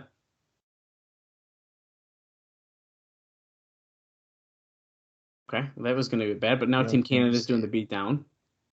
Thank God Gail Kim was saved. I didn't want to see her get hurt. No, we could not do that. Nobody wants to see that.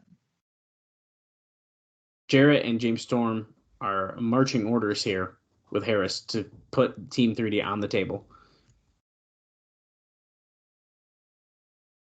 Here comes Devon on the table, and Jarrett's apparently going to climb up to the top rope to do something, which is something he literally doesn't do. They're all holding him down, and Scott D'Amore is continuing to choke Brother Ray in the corner. There we go. You've never seen Jeff Jarrett come on the top rope before? No. Here comes Christian Cage. Wait, he's made his decision. We're about to get a swerve, bro. Watch. He's going to unzip it to me. The Team Canada shirt. After all, It's going to be I a am double Canadian. swerve. It's going to be a double swerve. He's going to show it, and then he's going to rip it. Damn it. is look. anybody really buying this? Or he's going to join Team Well, he's got a Canada? shirt on. See, he's already got a shirt on underneath. He literally, yeah. He's got a white shirt. Oh Oh, my and God. racing him. He's literally done it.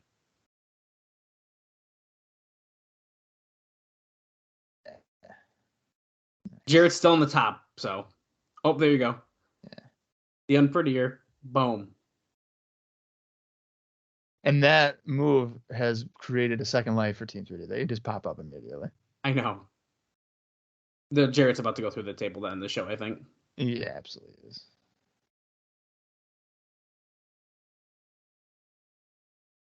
There we go. Launches him off the top. Table gets put into place. Oh my brother. Testify. Oh, he's going to help with the 3D. Nice. Christian helps put him through. He whips the shirt off, throws it in the crowd. Someone just got a cool souvenir. And that's how I roll. Oh. Okay, so do you think that his first match has got to be against Bobby Rude. right? It's definitely about Rude. And I think it's going to be literally on our next episode, if I was going to be a betting man. Oh, you think they're just going to go right for it? They pretty much did with Team 3D. They made their debut, and we saw them on the next episode. Wow. And we go off the air. Bob, what do you rate Genesis 2005? I am going to go with a thumbs up. Yeah, I think it was a pretty easy thumbs up for me. I think that was a very well done show. Yeah, I mean that was. I don't really know if there was a time when I was like bored. No, I don't think there was at all. Even the matches that I like, the hockey stick one, I didn't really care much about that, but I still was thought it was fine. Probably because of Kip James' funny outfit, but yeah, I think this has a lot of good stuff on it, and I'm definitely excited. Now that Christian's here, where does that bring us next? We have Monty Brown as a number 1 contender, and AJ's still the champion, but Samoa Joe with the attack on Daniels, and like he's eyeballing it. I mean, there's so much going on. And heading, yeah, go ahead, sir. I was just say heading into Turning Point, there's so much that could happen. Yeah, so if I had to guess, Turning Point is shaping up to be like a I don't know, man. Christian's not going to get a title shot at Turning Point, do you think? I don't think so. If I was going to guess, I wouldn't be surprised if they do some kind of weird tag match situation. Yeah. I think Monty Brown's title shot's going to be a Turning Point, probably. Okay. And then Christian, actually, so if he, I don't know, do you think they'd wait for Bobby Roode? I don't know. I feel like it's going to be more Team Canada involved for him right now. But if Bobby Roode's your first opponent, potential first opponent, unless they say Bobby Roode for Turning Point and then he goes through Team Canada in the next coming weeks or something. Yeah, I don't know. I wonder if I feel like Joe and Styles is definitely going to happen. Yep. Abyss and Sabu. I mean, like yeah, that's not done. Weapons or something. Yeah, we're not done. Team 3D AMW. I think that. I feel like yep, I think it's time. Probably got to do it then. Yep, for the titles. Yeah. And I can't even be mad about that. They've waited way longer than I expected. No, I'm surprised. Yeah. And yeah, Jarrett. Dude, we got it. Jarrett and Monty Brown. I think Jarrett, Monty Brown. I really think we got to wrap up this 3 Live Crew crap. Oh yeah. I mean, are we going on a year yet? Well, Kip got there in February? So we're getting real fucking close, man. We're going real fucking close. Yeah, we're on like 10 months. That's rough. This is like a record, I feel like. I mean, especially in 2005, right? Like this isn't 1984 where it's like you can do this for 10 months and not feel like it's taking forever. Yeah, this is rough. We gotta get moving here. It should probably be wrapped up. So, all right, but our next Turning Point is December 11th. They said, right? I think that's what they said. I'm gonna double check here. Yeah, yep, December 11th. So that will be our next pay-per-view. So that is about probably 4 weeks away. Yep, we got 4 impacts in between. All right. Well, Turning Point is the next show. I'm going to say that TNA is clicking on some pretty good cylinders right now. Christian Cage is here, and he's going to be a mainstay. Yeah. For the next 3 years. I can't wait. At minimum 3 years. So I'm looking forward to continuing on and just seeing how Christian Cage rolls. But we're going to roll along. That's right. Just throw that at the top of my head. So join us next week as we return to the Impact Zone for another edition of Impact, the fallout of Genesis. So until then, for Dallas Gridley, I am Bob Colling Jr., and this has been the TNA Cross the Line podcast.